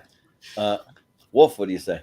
So Glee was an interesting story. So my sister tried to get me to watch that show with her. And unlike Gilmore Girls and all that stuff where I actually would sit through it, I watched it and they started singing and it was ridiculous. And I was like, no, I'm sorry. I can't do this. It's funny because I like musicals now, but as a kid, I was like, no, I can't do this. You go enjoy whatever. But then there's this girl who I really liked a lot. And she would come over and kind of help us with, her mom, she breeds golden doodles, and she'd come and help us with the business because she was really good in dogs. And we would just like sit there watching TV. Well, she loved Glee and she wanted to see it with me. And I was like, okay, I'll see it with her because I like her and because she's hot. And that's the only reason why I'll sit through the thing and watch the whole show. And there's a lot of things if the girl's cute, Yeah. And so we watched it and it was not good. I did not like it. The movies that made us, yeah, that's a great docu-series. There's some episodes I've like skipped over, so I need to go back and watch some of those episodes, but it's a great docu-series. And it actually inspired a docu-series I want to do on Netflix that I'm trying to get funding for called like One Hit Wonders. And it's like it would be a docu-series exploring all the movies like Mystery Men or Lake Mungo or something like that, to where it was the director's only movie and that was it and stuff like that, and talking about those movies and doing like discussions on why it was the director's only movie and all that kind of stuff. So yeah, that'd be yeah. So I'll go movies that made it here. Okay. Yeah. Yeah, that's it. Timeless and Big Bang Theory. Right. Malcolm. Yeah, Timeless. It's one of those shows that that was sadly cancelled too soon. In my opinion, it was a very fascinating time travel thing, which which definitely uses the butterfly effect to a good extent. Like, it's one of those shows I was really hooked on a lot, and I think it's great. Big Bang Theory is once again like there was I was almost going to put Young Sheldon on here as well because I think that's just as good. But Big Bang Theory I think is a really good show, which definitely like does its bit at poking fun at like geek culture and all that, as well as kind of showcasing it. I think it's great, but I'm actually going to go Timeless. Yeah. Austin, what do you say? I'll say Timeless because I'm not a Big Bang Theory fan. I think the humor on that show is actually quite cringy.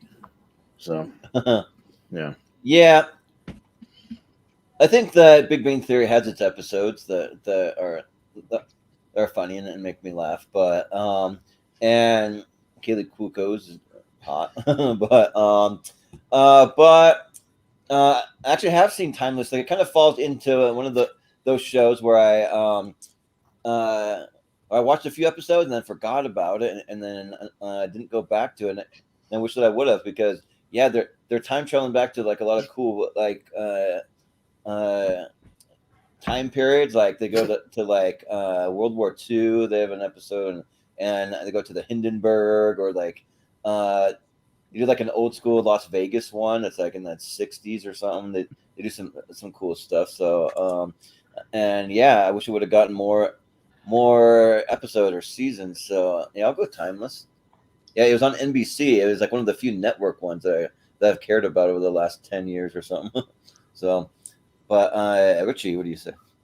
I think Big Bang Theory can eat a big bag of shit. I hate this show so much.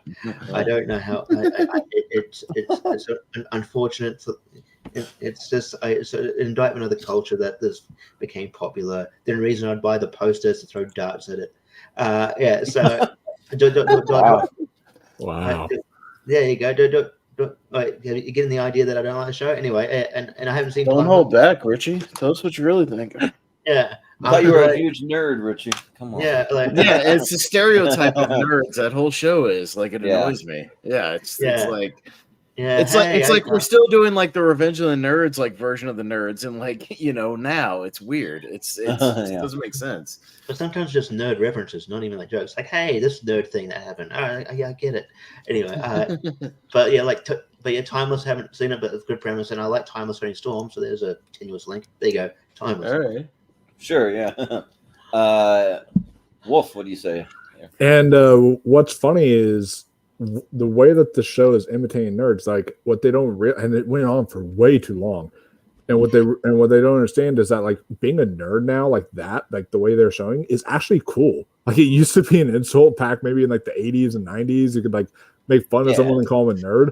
But now it's like kind of cool. Everyone goes to Comic Cons. Everyone loves these Marvel movies. Everyone loves these Star Wars stuff. Like it's cool to be a nerd now. It's like, so it's got, but it makes it look not cool in the Big Bang Theory. I'm also not huge on the show, but I've seen it all. Because I did like the earlier seasons, but as it went along, it got worse for me. And I found out for the first time, actually, I've seen Christmas Vacation so many times. I found out like a few years ago, like 3 years ago or something like that, that Johnny Goodacre from Big Bang Theory is in Christmas Vacation. I didn't realize. I didn't put two and two together. He's rusty. He was rusty for whatever reason for all those years. It was like, whoa, what? So for all those years, I didn't put two and two together. Timeless. I watched like the pilot episode when it aired, and I might have watched episode 2. I think I did. I didn't really continue with the show, but I remember being very intrigued. And what you guys are saying about it definitely makes me want to continue it. It sounds like it's a very timeless show. So I will have to definitely check it out. And by the way, that would be a fun fight to do down the line, is shows that were canceled too soon,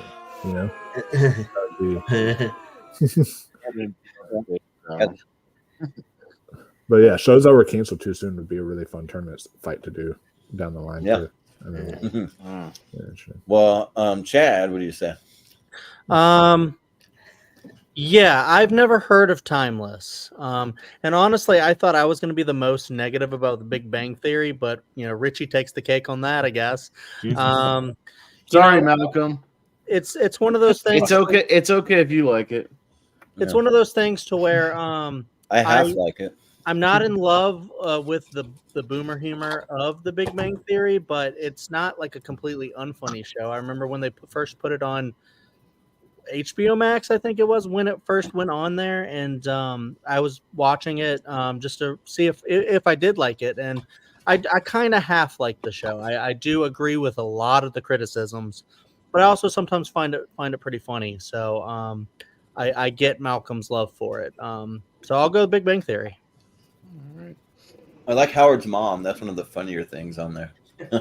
I'm like off screen yelling at him. Yu-Gi-Oh! And Keenan and Kel. So Here we Keenan go. and Kel wins. Yeah, so Keenan and Kel. But if you want to talk about it quickly, Malcolm, you that's you fine. can. But Yeah, I mean, Yu-Gi-Oh! Is one of the two animes that I just watched every episode of the main run of Yu-Gi-Oh! It's one of those ones like I don't watch a lot of anime, but I mean Yu-Gi-Oh! And another one that will be coming up later on. They're just the two which connect to me a lot, and I just have a lot of fun with them. And Kenan and Kel is just my childhood favorite that I've watched a lot growing up. Mhm. well, did you ever collect Yu-Gi-Oh cards, Malcolm? Because I used to. I used to back in the day, but I don't so much now. I used to take care of of some mentally challenged adults, and one of the guys was like really into Yu-Gi-Oh cards. He had a huge collection. He told me the whole history of the whole series and every character. He told me it all. So, anybody else voting for Yu-Gi-Oh? Raise your hands. I do want to say though, real quick, that if Malcolm and I would have gone to the same middle school, he would have been the guy probably picking on me because for whatever reason, there was like two personality types. There was the Yu-Gi-Oh people and the Pokemon people, and I was a Pokemon guy. And like the Yu-Gi-Oh people didn't want to be associated with the Pokemon guy in middle school. And it was like they were all fighting with one another. There's also Digimon. I mean, spoilers. I might be both.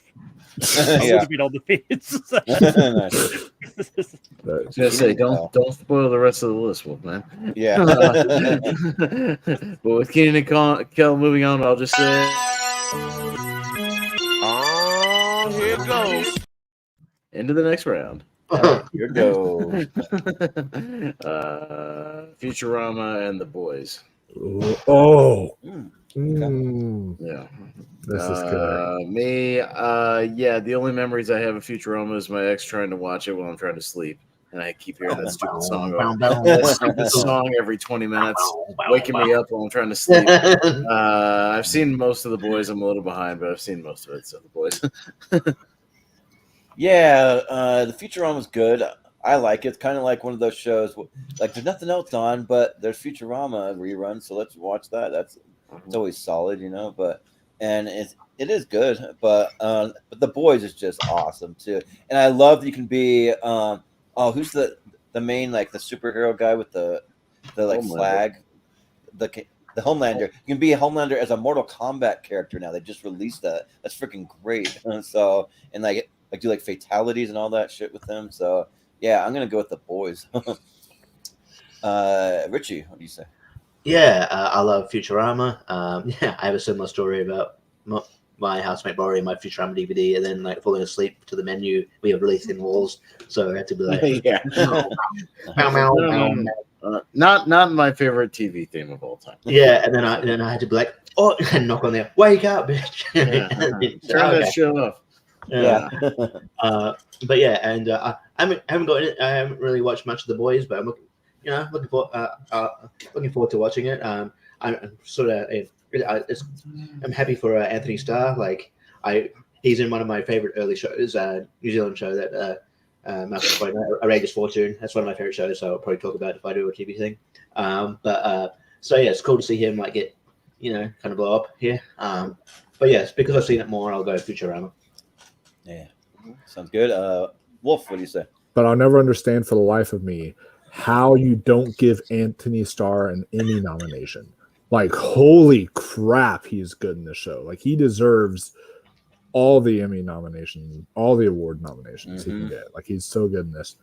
And I'm so hyped for the new season. June is like the TV month. We're getting The Boys, House of the Dragon, and The Bear all coming back. So I'm hyped for all those and can't wait to catch up on some more TV. But yeah, I also really love Futurama. I think it's a hilarious show. I think it might honestly, out of all those like older adult animated shows like American Dad and The Simpsons and all those other older ones, this actually might be my favorite. Like, I watched this one a lot. I haven't even seen the re-release or whatever, or the remake show, because the recasted Bender I heard, and I was like, I'm not into that because the Bender voice actor is just too perfect. So did they recast him? Because I thought they negotiated and got they didn't. It's got John DiMaggio back. Oh, they did? Okay, I thought they said that like he couldn't return, and I guess I will check that out because I thought I heard something came back about that. Yeah, interesting. So I guess I will watch that at some point. So yeah, oh man, as much as I love The Boys,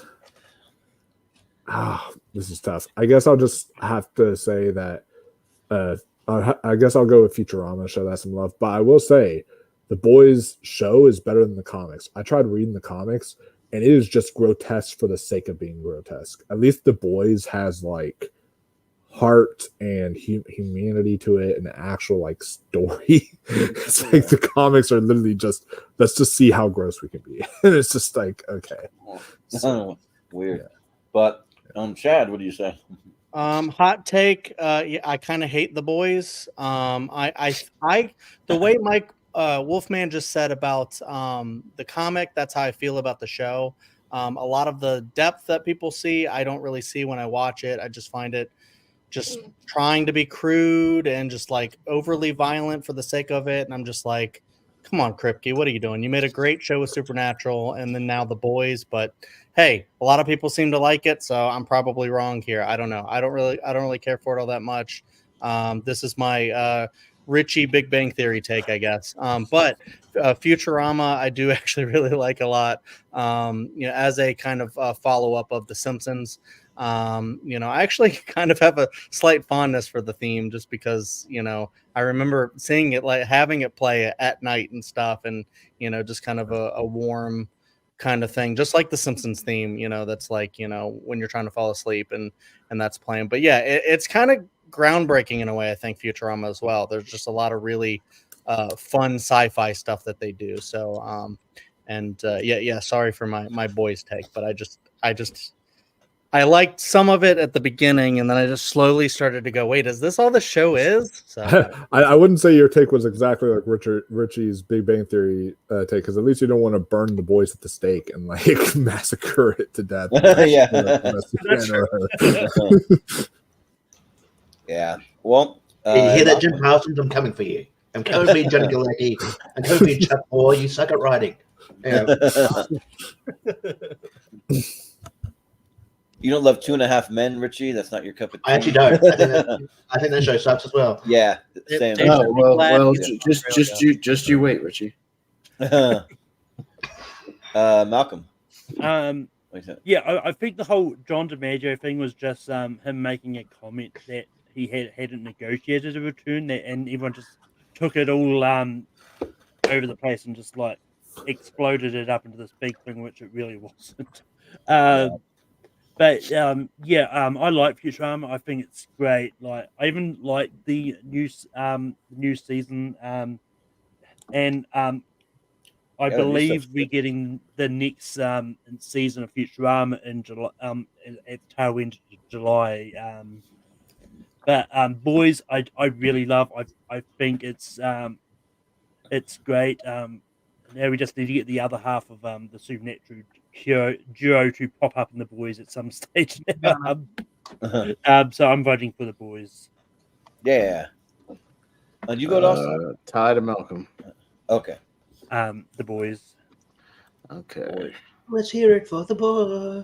Okay, Yeah. we're on the other side, and I've got an hour and a half till hard out. So you guys better fly through this, or there's going to be no show, or we ain't going to find out what wins. So, so pretty much only let Malcolm talk. All right, Glow versus Supergirl. Jordan. Haven't seen either one. I'd rather watch Glow. I'll go Glow. All right, Richie.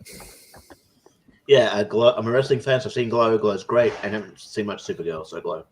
Mm-hmm. I've seen one episode of Glow. Take it back. Mark Maron's good. But Wolf. Supergirl sucked, so I'll go Glow. But Glow, I will say I never watched the third season because it had a perfect ending with season 2. I thought that's how the show should have ended, personally. Yeah. Well, Chad? I've never seen Glow. I've seen a little bit of Supergirl, and I remember liking it when I kind of very much hated like Arrow and stuff like that. So, but I do kind of want to watch Glow, but I'll go Supergirl here. Yeah. Good. Malcolm, what do you say? Yeah. It's I've heard a lot of people hate on Supergirl. I never got the hate. I've always found it a lot of fun, and I think Melissa Benoist was great as Supergirl. And plus, I think the supporting cast was good. And I think, and for me, it's one of those ones. I think Supergirl actually started getting a lot better when they moved it over onto the CW, so it could cross over with all the other shows more easily. And I love Glow. I think it was a lot of fun. It's one of those shows I wish got more seasons. I think there's more they could have done with it, but I'm going to slightly go Supergirl here. Yeah, sounds good, Austin. I saw 2 seasons of Glow and it was pretty good. So Glow. All right. Yeah. All right. Total Drama Island and Friends. Richie. Oh no. Makes it look like they're both animated. Yeah. I mean, I've seen more of Friends, and that's why I'm voting Total Drama Island. Sure. Wolf. Friends. Now that's a show that did have, at least in one episode, Billy Crystal and Ron Williams. They did a cameo in one episode, which was really fun. So, but I'm not a huge fan of Friends. I think it's super overrated personally. So I will go Total Drama Island. That show was the shit growing up. So there you go. Growing up, it started in 2007. How young are you? Oh, okay. Not growing up, but growing up, I grew up with like Goosebumps. What the fuck are you talking about? Jesus. You're a sperm sample. Yeah, you're a sperm. You're nothing. Hey, I'm 26. Might have grown up with Friends, but not the other one. Oh, Jesus. Oh, I'm sorry. I've been cursed, and I don't know what. There's a little boy in this. Yeah, I grew up with a show that ran in the early 2010s. I was a preteen, okay, so or a teenager, young teenager. I had a full hair of pubes then. You know, He's a werewolf. He's immortal. So I had already graduated high school when that show started. I was in my 20s. Same here. Jesus. I was long graduated high school for that. That's what I mean. High school for 7 years. Yeah. Jesus. Yeah, but Chad, what do you say? I've never heard of the Drama Island show. I don't know. Friends, I actually love. Yeah, I don't love it like as much as like The Office or other stuff, but I do love it. There's so many iconic moments, so many iconic characters. I do still think it's one of the greatest sitcoms ever, despite some of its shortcomings. Yeah, I love Friends. Yeah. Malcolm, what do you say? Well, back in my day, Yeah. no, but In your day, you watched. You grew up with Friends. I did grow up with Friends, and yeah, and I really enjoy it. Total Drama Island, it's one of those shows which I only came to sort of recent in the last couple of years. It somehow missed me, but like it's one of those ones. Being a fan of reality TV show, I think this was perfect because it completely satirized everything that used to annoy me a lot of it, especially when it comes to these Survivor type shows, and it's just a lot of fun. I think it just recently got a random. It was actually rebooted as well, for whatever reason. But that being said, I just really love Friends. I think it's great. So Friends. Yeah, Austin. I watched reruns of Matlock when I was a kid. Off. Matlock. You gotta speak up. Trying to hear. I don't know. I too watch Matlock. Come on. Total Drama Island. I don't like Friends. It's always on at the gym. You also watch Murder, She Wrote? Friends is good on mute when I can just look at how hot Lisa Kudrow and Courtney Cox are on that show. That's about it. So I don't have to listen to it. Yeah, like I didn't love Friends. I kind of liked Phoebe and Joey. If that's about it, I didn't find any of the other stuff funny, and any of the romance stuff. I thought it was all annoying and cringy. But and I've never heard of Total Drama Island, so I'll vote for that. Yeah, exactly. All right. Got The Chase with the Beast there, and yeah, that's what that is. Yeah, The Chase, and then and Brooklyn Nine-Nine. Wolf. Oh man, so I have never seen The Beast. I will have to check that one out. But The Chase, not The Beast. The Chase. I know, it's confusing. Chase, yeah, I know. It features the Beast, who's like the best trivia player or whatever ever. So that's what they call it. Okay. Yeah, this is. But I have seen all of Brooklyn Nine-Nine, and that show is hilarious. I love it. I think Andy Samberg is great. I think Terry Crews is great. All the cast members are great. The way they just work off each other is just, they all have amazing chemistry with one another. It's one of the best cop shows out there, and I just love the idea of doing a office style show but from a police station. It's really fun. It's really exciting. Every character has their own dynamic kind of range to them, and it even gets really emotional at times too. So this is a brilliant show overall. So I'll definitely say Brooklyn Nine-Nine. Yeah. Chad, what do you say? Same exact wavelength as Wolfman. I think Brooklyn Nine-Nine is fantastic. I haven't heard of the other one, no shade.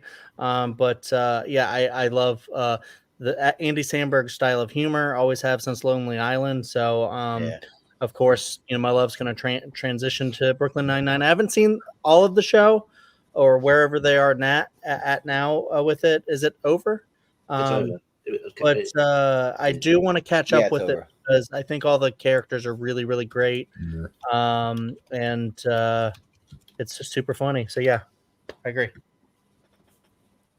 Yeah. Malcolm, what do you say? Yeah. I mean, if you'd watched the ranking from probably about a month ago now, when we did TV game shows, you'll know that I really love trivia game shows, and The Chase is probably my favorite one out of the bunch. And yeah, it's just a lot of fun to watch, and yelling at this at the screen when contestants is getting questions wrong is like when you know what the answer is. It's always a lot of fun.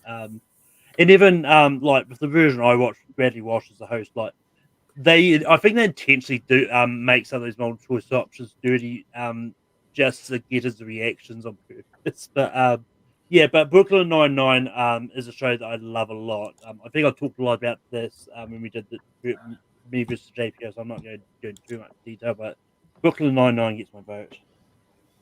Yeah. Austin. Only seen a little Brooklyn Nine-Nine. I think The Chase is great. And trivia shows are great, Jordan. You might learn something. You should watch them. Especially Jeopardy. Except Jeopardy. Jeopardy's great. No, not Jeopardy. Oh Jeopardy my is gosh. amazing. Yeah. Unless you have an IQ of like whatever high IQs are. I don't know what you the can play numbers along, are. buddy. You can play along. I get at least like half of them right. It's not that Yeah. hard.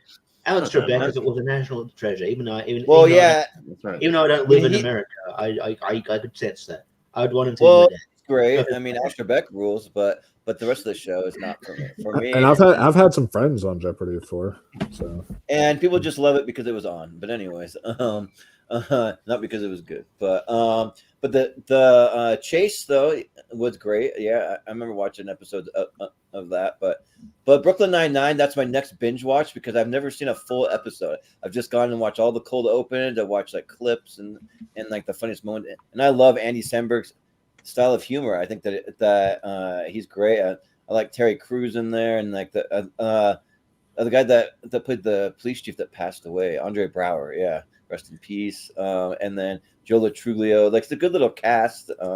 So yeah, I'm just waiting for our 2010 to 2015 tier ranker, and I'm gonna like try to binge as fast as I can. I might even start a little before that. I mean, I want to like wait to the last second, but yeah. So Brooklyn Nine-Nine. But Richie, what'd you say? Yeah, I've tried to binge Brooklyn Nine-Nine. I like it. I don't find it like as a breezier watch as something like The Office or maybe Parks and Rec, but I do like it, and I've got some of the seasons here on DVD. Yeah, I have a soft spot for game shows as well. As much as me and Malcolm might differ a lot on movies, I feel like maybe we're more in sync when it comes to TV shows. It seems. Yeah, I just have a soft spot for TV shows. They're very again, comfort watches, and yeah, I watch The Chase whenever I can. We have our own version in Australia, and some of the characters from the UK version carry over to the Australian version. So yeah, I mean it's very corny, and I get very irrationally angry when like the people don't know obvious answers. I'm like, why the fuck did you come on a game show? You're dumb. I do that most of the time. But yeah, so yeah, I'm gonna go The Chase here. Yeah. All right, that's Brooklyn Nine-Nine. The Flash and Sabrina the Teenage Witch. Okay. Now there's a versus matchup. Who wins that fight? All right, Chad. Yeah. All right, yeah, this is actually kind of tough because I didn't like Arrow, but I did actually like The Flash, although I didn't follow through. I didn't watch the whole thing. And Sabrina's kind of a classic, too. Classic sitcom, classic sci-fi or fantasy, whatever, not sci-fi, fantasy show. I'm going to go Sabrina. I don't know. Sabrina feels like it might be the underdog here, so I'll go Sabrina. Mhm. Yeah. Malcolm, what do you say? Yeah, this is close to the you may think for me because these are both like one's my number 11, the other's my 13. So, yeah, the Flash. I've always stuck by the Flash. Even when like the latest seasons when people was like, "Oh, it's not that good." I've been enjoying everything about the Flash. I think it's a lot of fun.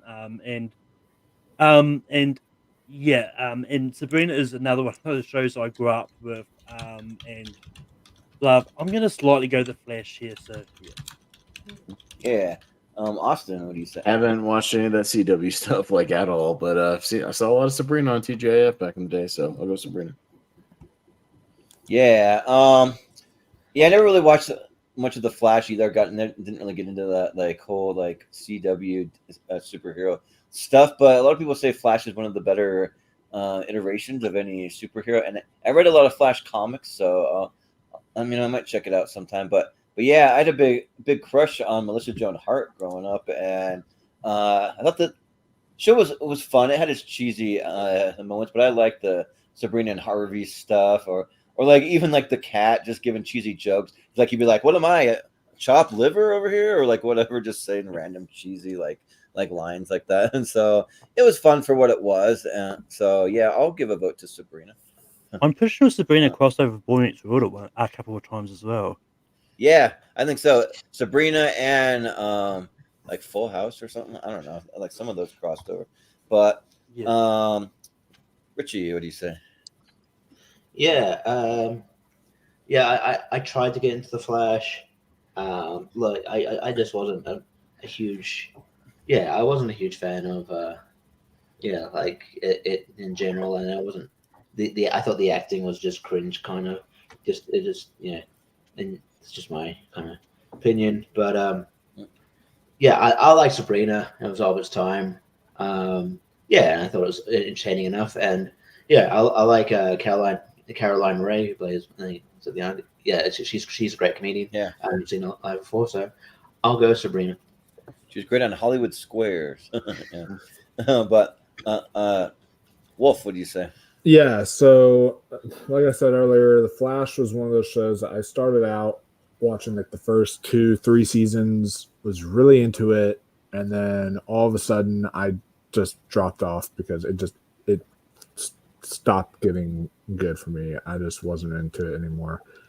And Sabrina, that's another one that's one I did grow up with, and I actually really did not like the new Netflix Sabrina show because of my attachment to this one. So it was like, I don't know, I guess because it's kind of similar like that. Yeah.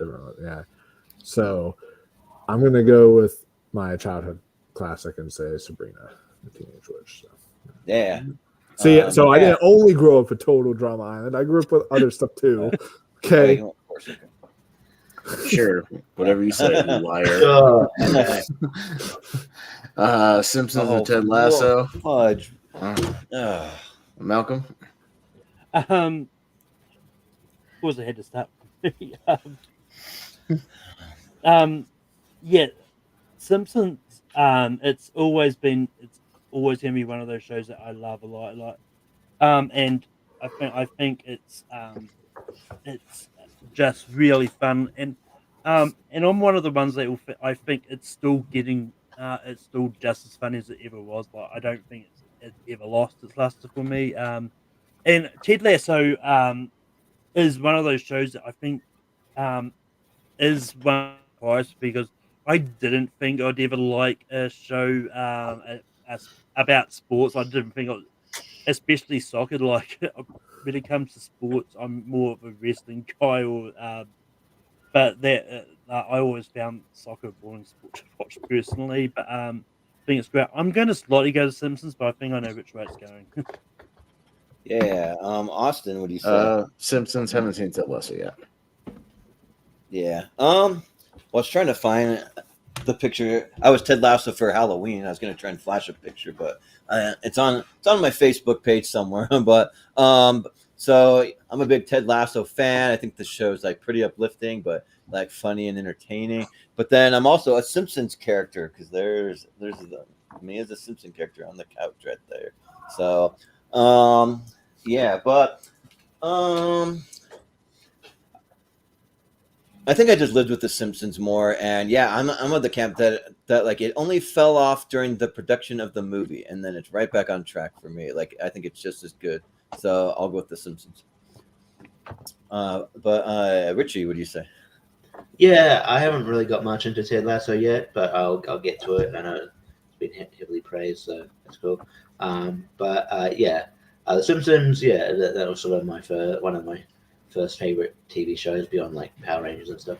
But yeah, and look, I haven't watched it much of the newer stuff, but like yeah, there's good episodes here and there. But I don't know. I don't think they'll ever recapture the magic that they had from seasons like 3 till 10. But you know, it's still decent. I kind of feel like they're spinning the wheels a bit. Like probably should have finished up a long time ago. But yeah, it is what it is. But yeah, I do love The Simpsons. It'll hold a special place in my heart, so I'll go Simpsons. Yeah, Wolf, what do you say? So it's weird that I love Futurama so much because I really don't like The Simpsons. For whatever reason, I just think the show is just, I don't really like the humor of The Simpsons, but I would say I liked The Simpsons movie or movies. I forgot if they made multiple. There's one movie. There's one? Yeah. Okay, so I like The Simpsons movie, but for whatever reason, I don't like the Simpsons show, and I especially don't like those new like shorts they've been doing on Disney Plus. Those are like not good. I mean, it makes sense that you wouldn't like the TV thing. You probably weren't born yet when the episodes. Did you grow up on the Simpsons movie in 2007? Maybe I did. Did your parents take you to see that when you were 3? Yeah. But Ted Lasso is a fantastic show, and I know season 3 gets a lot of hate, but it has some of my favorite episodes of the whole series. Like that episode when they like go on that vacation and everything like that, and then they're like riding the bus back. I thought that episode was amazing, and I thought the finale was incredible. So like it has some of the best episodes of the series. Yeah, it was a weaker season, but it wasn't bad by any means. And so yeah, I'll definitely say Ted Lasso. I have 1 hour, guys. We gotta move. Cool. We gotta move. Yeah, so Ted Lasso is slowly becoming one of my favorite shows of all time now. It's squeaking its way into my top 10. I adore it so much. Malcolm, if you haven't seen it, check out Friday Night Lights. It's very similar to Ted Lasso. That one is in my top 5. But The Simpsons is also great. I really love it, but I do feel like it has some weaker stuff, and Ted Lasso is kind of almost perfect, I think. So Ted Lasso. Yeah. Malcolm went first. I started. Community did? versus Okay. Charmed. Haven't seen either, but Community. Yeah, I like both of them. I like Charmed. I started out just because there was like 3 hot girls, and especially Alyssa Milano. But then I got into it more than just that, and it was actually pretty good. But Community rules. Some of the best episodes I've ever seen, like that paintball stuff, or the D&D stuff, or the KFC spaceship. Like, there's a lot of like amazing. And I had weekly watch parties with my buddy Mark, so I'll go Community. Richie, what do you say? Yeah, Charmed is something I just saw bits and pieces of. Didn't catch the original or the reboot or whatever. I just saw bits and pieces of it. Maybe I'd like it if I got into it, but yeah, just you can't catch every show, so I saw bits and pieces of it. Community's great. I don't know if they'll ever get to the movie, but we'll see what happens. But yeah, Community's fun. So Please. Yeah. Wolf, what do you say? Hope we get the movie, but yeah, Community was late to the party on this one, but absolutely love it, and it's one of my favorite sitcoms, so I'll definitely go with Community. Yeah. Chad. 6 seasons in a movie, yeah. Community, I think it might be the greatest sitcom ever made, just because of its sheer, what do you call it? It goes there. It's like whatever the word is. It has a big ideas. There you go, and it executes them very well. And Charmed, I've always thought was kind of like a Buffy copy. So you'd think I'd be into Charmed, but not really. Even though they were on kind of at the same time, I'm like, nah, not my style. Community is amazing. Yeah. Malcolm. Yeah, I love Community. I think it's really entertaining.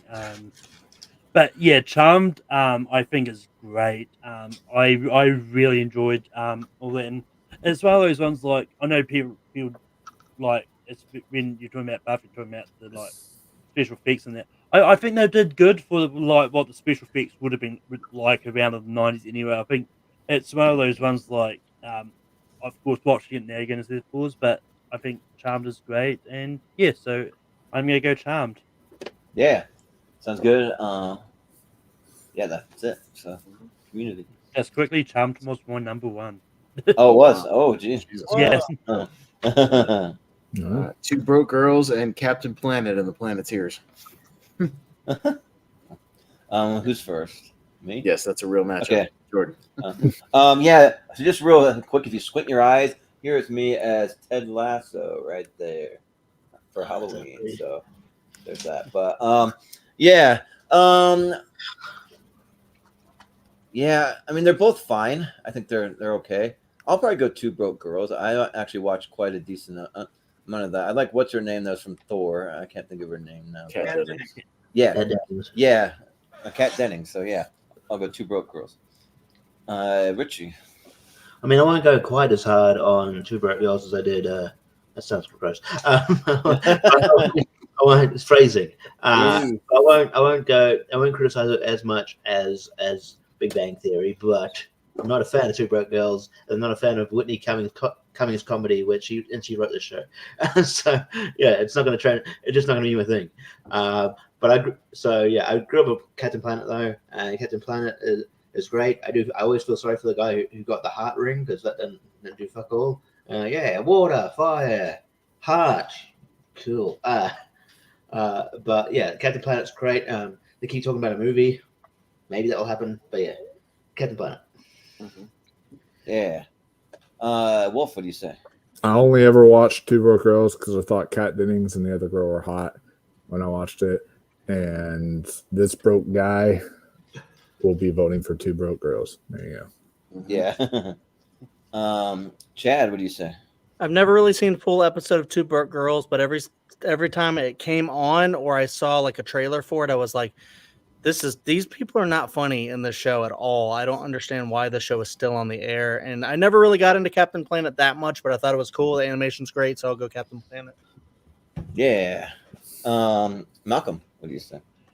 Yeah, the actress that played Caroline, her first ever role, from what I could tell, is Heidi from the American Pie direct-to-video sequel, The Book of Love. Yeah, Two Broke Girls. I think it's a lot of fun. It's one of those ones that it took me a while to actually warm to it, but I think is great. And I can't remember his character's name, but Garrett Morris, who played the sort of the black like maitre d' in that, like he was one of the first black people on Saturday Night Live as well. But Captain Planet is one of those shows that I grew up with a lot. I watch this all the time, so I'm gonna go Captain Planet. I prefer Don Cheadle as Captain Planet from the Conan sketch. If you ever seen that, he spoofs it. It's good. But Austin, Captain Planet, because why the fuck not? All right. Yeah. All right. Moonlighting and Arrow. Richie. Oh man, yeah. Arrow, yeah, again, I'm not a fan of the CW stuff. Moonlighting, I only saw like the clips here and there. I'll go Arrow because it had Cody Rhodes in an episode. Yeah. Wolf. Yeah, when Bruce Willis retired from acting, I actually started watching Moonlighting, and I really enjoy that show. So I will say that I will go to Moonlighting because Arrow fell off the rails after a few seasons. Yeah. Chad, you say. For some fucking reason, I grew to kind of hate Arrow. I can't really explain it. So I'll go Moonlight. Yeah. Malcolm. I actually think Cody Rhodes appeared in at least 2 episodes of Arrow because I want to think his character came back in a later season for some reason. But yeah, I loved Arrow from the get go. It's another one of those shows that could have worked if it was a Batman show, but I think but it's essentially the same thing. It's just different skin. But I think Arrow is great, and Moonlighting I think is a lot of fun. I started rewatching it once and then forgot to continue. I think there is talks of it possibly appearing on Disney Plus at some stage soon because I think they're trying to work out like song rights or something like that. But for now I'm gonna go Arrow. Yeah. Austin. Only thing I know about Moonlighting is it's a pun in Teenage Mutant Ninja Turtles, and that's it. But I haven't seen either, but I'll go Moonlighting. Yeah. Yeah, I don't know what it was. I watched 6 seasons of Arrow, and I kind of regret it because it was like I don't even know what I was watching. Like it just got boring, and I kept watching it though. I don't know why. I think it's because I watched it at a job I had at one point in time in my life. I was a leasing agent at an apartment complex. I just sat in the front office and just watch episodes of Arrow because the chick I was working with was really hot, and we watched it together. So we did that. But and she wanted to watch it more. So I'll go Moonlighting. I've never seen it, but I'll go Moonlighting. Moonlighting. Got What We Do in the Shadows and Loki. Wolf. So I actually need to catch up on Loki season 2 because I gave up on the MCU other than Deadpool 3. I will watch that one, but I gave up. I literally have stopped watching the MCU entirely after the shit they pulled in Secret Invasion. I was like, you know what? You've done it now. You've completely screwed up your universe. Like I thought that was stupid, but I have heard some really great things about Loki season 2, so I might check it out soon because I did like the first season.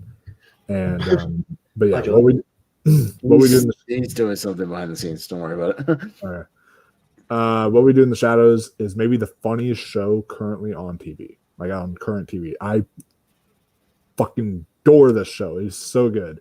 It is even better than the movie for me, and that's saying something because I love the movie. So I'm definitely going to say what we do in the shadows. And I've even met Harvey Golan, I think is his name. He's a great guy. So, Chad.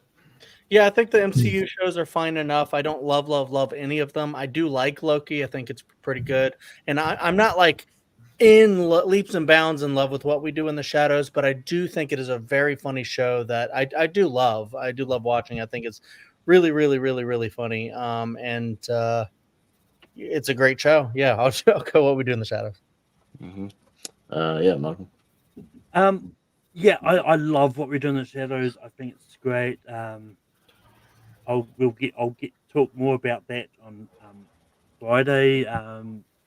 But yeah, I think Loki is great. I think season 2, while season 2 is for the most part a little bit weaker than season 1, I think it wrapped up Loki's sort of arc in this kind of timeline thing perfectly. That they don't need to necessarily need to bring him back if they need to, but I'm gonna go Loki. I tapped out on MCU shows like a long time ago. So What We Do in the Shadows, Richie. Yeah, pretty similar to what Austin just said. What We Do in the Shadows is pretty funny. I believe it's finishing the TV show as well, unfortunately. But yeah, But yeah, and it's really funny. But yeah, I know. I think there's too many Marvel content to catch up on.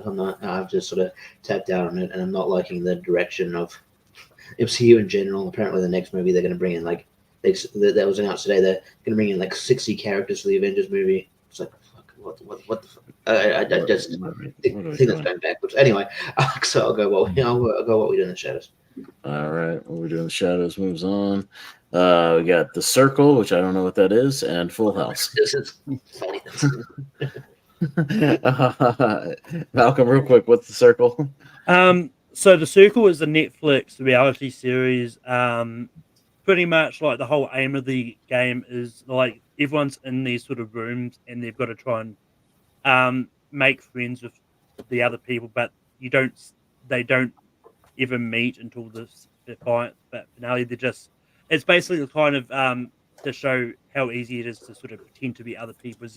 Some people are who they say they are, some people catfishing to pretend to be other people, but yeah. I see. All right, Chad. I've never seen The Circle, and even though it's very, very cheesy, I'm a big softie. I love Full House. I have a lot of nostalgia for it, so I'll go Full House. All right, Malcolm. Yeah, I think The Circle is a lot of fun. And I've still actually got to finish watching the latest season, but it's just been one of those concepts which I watched the first season like. I think this will be fine. I don't expect to love it. It's been one of those shows I've been watching every time the new season comes out, but Full House is great, so I'm gonna go Full House. I haven't seen The Circle, but it can't be as bad as Full House, so I'll say The Circle. Oh, come on. Jordan. Yeah. I'm sorry. Full House is the corniest, cheesiest sitcom maybe in the history of sitcoms. I can't stand it. Yeah. Who's that? Yeah. But yeah, sorry guys. I was trying to see if I could take over Austin's stream so he could go if he needs to, but I can't figure it out. I don't think you can do that midstream. Yeah. Yeah, midstream. I think that's probably the issue. But yeah, I'm with you though. I think Floss is one of the cheesiest, corniest. Like, just I can't stand it. And I think that Jodie Sweetin's really attractive, but and I've never seen The Circle, but I did watch like trailers for it just to kind of see it, because my dad's always got these like he watches a lot of reality TV shows about dating and stuff, maybe because he's divorced and he doesn't want to date, but he wants to just watch it on TV. I don't know, because I don't know, who knows, but and it seems like one he would put on, but go for The Circle. It sounds interesting. Yeah. Richie, what do you say? Yeah, I know more about The Circle than but I haven't actually watched it. I know it's got like every country has its own fucking spin-off. Very similar, boring, very easy, like a kind of boring premise that I wouldn't actually watch. But in saying that, I don't. I think I was never a Full House guy. I I'd watch it just because something else was on better that was on afterwards, so it would just be on the background. So I guess I'd go The Circle, but I reckon if I actually sat down and watched it, I'd hate it. So I'll go Circle. Yeah. I'm going to go with the show I grew up with. And The Circle. And I would go my comfort show. Everywhere you look, everywhere. I got it on DVD. Great thing, yeah. Oh, yeah. Great thing. Oh, that's that. Yep. All right. It's a tie. Chad. It's a tie to me. No, first. Chad went first. I was out of this. All right. This Tie to me. that. I'm going with The Circle. Can't stand Full House. Parks and Rec, 2.5 Men. Oh, another. Oh, it is there. Yeah. Wait, are we going out? Are we going out of order? Because I thought that we go up the ladder with ties. We are. Malcolm And had the last tie, and it goes to me. Then I don't remember ever having a tie. That's weird. You had the first tie we did tonight. Richie did. No, you did before Richie got here. Oh, I thought he. I don't Are you remember. sure? So No, because You did. Golden Girls was the first one, and then he showed up. Golden Like, Girls. There hasn't been a Golden Girls on here. What the fuck are you talking about? No, remember? no, Or there's no Golden Girls. Yeah, Gilmore we had the very first matchup. It was like Golden Girls versus something, right? think you're Or smoking. No, it Gilmore wasn't. Girls. I always Are get you them too smoking? confused. I always get them too Gilmore. confused. I meant Lay Gilmore. off the drugs, Wolf. All right, you start. You had the very first tiebreaker, like literally 4 matches in before Richie got here. Okay, like or Richie something got like in that. at the first match, though. Is what I'm saying. No, we had some tie before then. Like, No, he was Yeah, there for he the showed- first match. Yeah, he showed up Yeah, in Richie the first was. match. He was there for the Remember? very even first then, we're on like the 5th tie. What are you talking about? Yeah. Why would it be your turn? Because Richie had a tie, and I remember no one else had ties because everyone kept on going up the ladder. So I was just wondering, like, No, we had ties. We had ties. plenty of ties. We've had Yeah. 5 oh, I ties. might have skipped me. I don't know. It's weird. No. Well, I trust You Austin. know- Even though I don't remember, We had 2 ties in a remember row. for You had me. the second one. You stuck with something because you just voted for it, like previously, so it was quick. Yeah. Trust me, I keep track of it on a little side chart. Anyways, 2.5 men, Parks and Rec. We just lost a minute. Malcolm. Yeah. 2.5 minute, I think, is is one of those shows that I really enjoyed. The set, like when Charlie left this season and he was placed with Ashton Kutcher, it kind of did drop a little bit. I still enjoyed those seasons. I think they were still pretty good. But Parks and Recreation, I think, is just one of those shows I'll go back to much more. I think it's a lot of fun, so I'm going to go Parks and Rec. Yeah. Parks and Rec. Austin. Parks and Rec. Okay.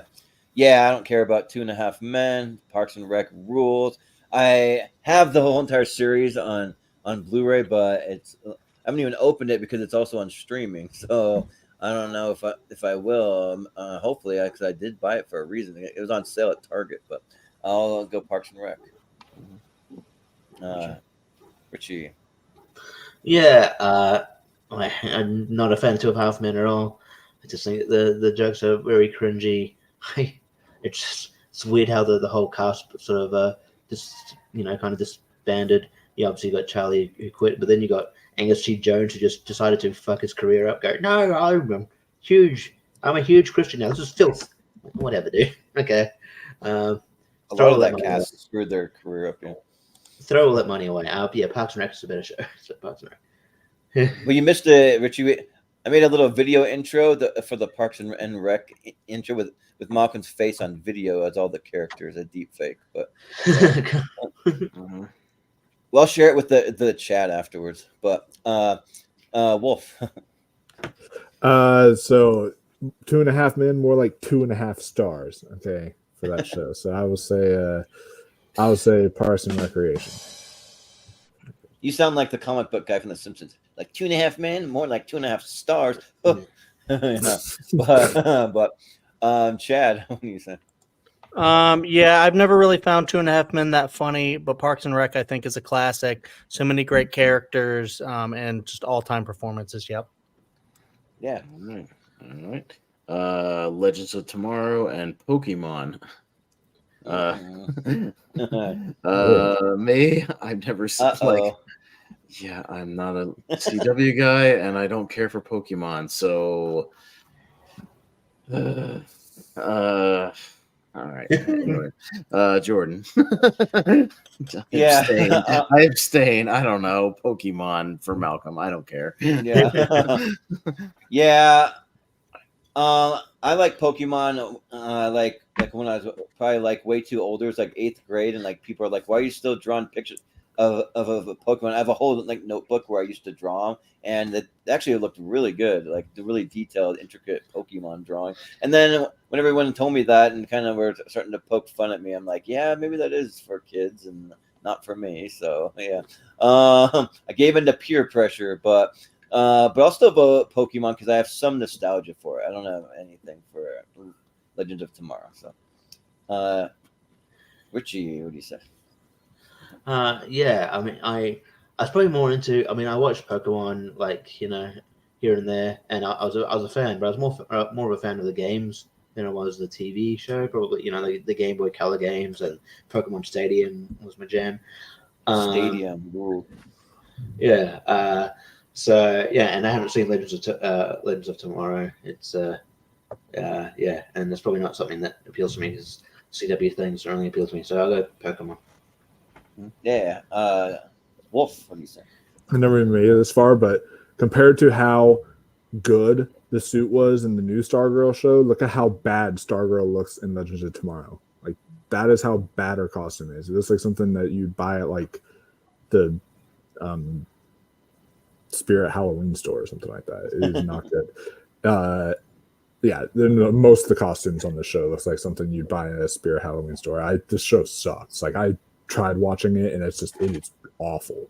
Like, it's bad. I was not into Legends of Tomorrow at all. So I'm gonna definitely go Pokemon. I think that I grew up with it. I grew up with the games, grew up with the show, love it, very fun. So I'll go Pokemon. Yeah. Chad, what do you say? My Arrow hate transferred to the Legends show, and Pokemon is a classic, so I'll go Pokemon. Yeah. Malcolm. Yeah, I love Legends of Tomorrow. It's one of those ones like I think it is a lot of fun, and it's one of those ones like, well, yeah, the costumes that they had weren't exactly the best, but I still think it was a lot of fun. And they actually had an episode where they sort of where they screwed up something and they managed to convince George Lucas not to write Star Wars or something, which caused havoc on the ship. But yeah, but I love Pokemon a lot more. It's one of those ones I watched a lot growing up, and I even still watch it. So Pokemon. Can't be better than the Inhumans costumes for that thing. Those are horrible. House MD and Only Murders in the Building. Oh, fudge. This one's tough. Jordan. Oh, no, and I'm first. Oh. Okay, the overall better shows is Only Murders, but the character House is way better. I'll just go House because I haven't seen all of Only Murders, but I've seen all of House. Richie, what do you say? I haven't seen much of Only Murders in the Building. I think I probably enjoy it, but I've seen a lot of House. It's my bag. I love Hugh Laurie in it. I think he's a great character, so I'll go House. Yeah. Wolf. I do love both these shows. I have seen all of Only Murders in the Building, and it's one of the best whodunit kind of stories I've seen. So definitely Only Murders in the Building. Yeah. Chad, what do you say? I've seen the first season of Only Murders. I've seen parts of season 2. I don't really get the hype. I think it's kind of fun and funny, but it's not like one of the best for me. But House is. I think House is an all-timer. Like, it's not perfect. It kind of fell off a little bit, but I think some of the mysteries and stuff, it's just not mysteries, but the way he like solves it, kind of like Monk, just in his own asshole-ish kind of way. It's very, very funny and very dramatic, and it's just amazing. So I love House. Yeah. Malcolm, what do you say? Yeah, House is one of those shows like similar to, in a way, it's the police procedural type show that is like, that's a medical thing where like each episode is a different medical case, and I just think that's a lot of fun. Only Murders on the Building, I love. I always love Steve Martin and Martin Short, especially when they do something stuff together. And I'm really intrigued for the next season, especially with you've got likes of like Eugene Levy, Zach Galifianakis, and Melissa McCarthy is all popping up in the new season. Man. And so it's a lot of fun, but ultimately I'm going to go House. So. They both have great scores too. I like them both. So, but Austin. I've seen some of House. I haven't seen Only Murders. So How I Met Your Mother and Black Mirror. Richie. no competition. Black Mirror by leaps and bounds. Not a fan of it. Yeah. Wolf. Yeah, Black Mirror is phenomenal. How I Met Your Mother is very overrated. So, Black Mirror. Chad. I guess I'm in the minority. I grew up with How I Met Your Mother. I adore it. I understand the ending's weird, but I still adore it. Black Mirror, I never could really get into. I've seen a little bit of it, and I was like, this is just not my vibe at all. How I Met Your Mother. Yeah. Malcolm. I need to get back into Black Mirror. I haven't watched the last season yet, but I love it. It's one of those ones. Like, I do love these anthology type shows, but I love How I Met Your Mother more. Me and Chad can be in the minority together, so I'm gonna go How I Met Your Mother. Yeah. Austin. Black Mirror rules. It's this generation's Twilight Zone, and it's awesome. That's bullshit. Black Mirror. Well, Black Mirror rules. Have you seen it, Chad? Yes, Oh. I said I have. It's fucking awesome. Did you watch the first episode? 'Cause first episode isn't good. You have to go past the first episode. And then... I've seen like 2 seasons. First episode's fine, but the second one's great. Yeah, but for me, these are both incredible shows. I love both of these. I think this is a really tough matchup for me. And I still need to watch more Black Mirrors, but there's some Black Mirror episodes that just really F with your head that you're just like, oh my gosh, like this is like so nuts, and it's just like, wow, like it was so good. But How Much Your Mother's almost like a comfort show in the way that I can just binge it and I can just keep like just watching episodes over and over, and like Barney Stinson's like one of the great characters because the fact that he's gay in real life, no Patrick Harris, and he can be that womanizer like that is just like really cool, I think. And yeah, just overall, like I like Jason Segel and like all the whole cast. And yeah, I'll go How I Met Your Mother. All right, Jordan. And the guy that played Ted needs to come back and do something. He hasn't acted since then. But yeah, let's show some love to a sitcom. How I Met Your Mother. Ugh. There you go. Yeah, so corny. Oh Jesus. no, I think it's you're nuts. Yeah, Stargirl and WandaVision. Hey, there's all right. Wolf. Yeah. I am going to be in the minority here and show some love to Stargirl. I think that's a really fun show, and so I'm thinking it deserves more praise. And I've met the actress too; she's really nice too. So, oh, cool. Chad, what do you say? I've never heard of Stargirl, but WandaVision I think is the best MCU show. If there's anyone that's like I think a great show, I think is WandaVision is at the top of the list. Yeah, Malcolm. Yeah, I love WandaVision. I actually just recently got the Steel 4K box set because JBI imported some in and that. But Stargirl is one of those shows that surprised me a lot. Just because like I didn't know anything about this character, and and I thought it was great. I went into more detail when we did the recent 42020s. But I like the fact they brought Amy Smart sort of back into doing something more as well. So I'm going to go Stargirl. Yeah, Austin. Pass. I found WandaVision painfully boring. And I haven't seen Stargirl, but you said Amy Smart's in it. I think Amy Smart's hot, so Amy's Stargirl. I've never seen Stargirl. I've heard of it. I think WandaVision is painfully great to where, like, what I mean is that like the great episodes are great. They're like really good, but then there's some that just don't hit as much for me. So, but I'll go WandaVision. Yeah. Richie. Yeah, I haven't seen Stargirl. Probably won't get around to it. WandaVision. Yeah, while I don't love it, it's probably I feel like it's the better of them. The Malcolm in the Middle episode. That one's great. So I'll go to WandaVision. Yeah. All right. It's tied down to Richie. WandaVision. Okay. All right. X-Men Evolution and Crazy Ex-Girlfriend. Whatever that is. I don't know what you're talking about. That's not a well, maybe Malcolm can tell us. But. Yeah. I mean, Chad's up first, but right? unless Malcolm Chad. wants to explain that. Yeah. What was the first one? I've never I've never seen the X-Men show. Crazy Ex-Girlfriend is like a musical comedy, and I've seen like at least one episode. I thought it was kind of funny. I'll go that one. Okay. Yeah. Yeah. Malcolm. Yeah, I was about to say, like, Crazy Ex-Girlfriend is probably not a show that I was rushing out to see anyway, but it's a musical as well. Nope. But it's just one that I think is entertaining. Like Rachel Bloom, I think is great. And X-Men Evolution is actually my favorite of the X-Men series. Like I've already just started watching the OG X-Men series, but I'll still have Evolution as my favorite. It's the one that I grew up watching. Wait till you get to 97. Ooh, so good.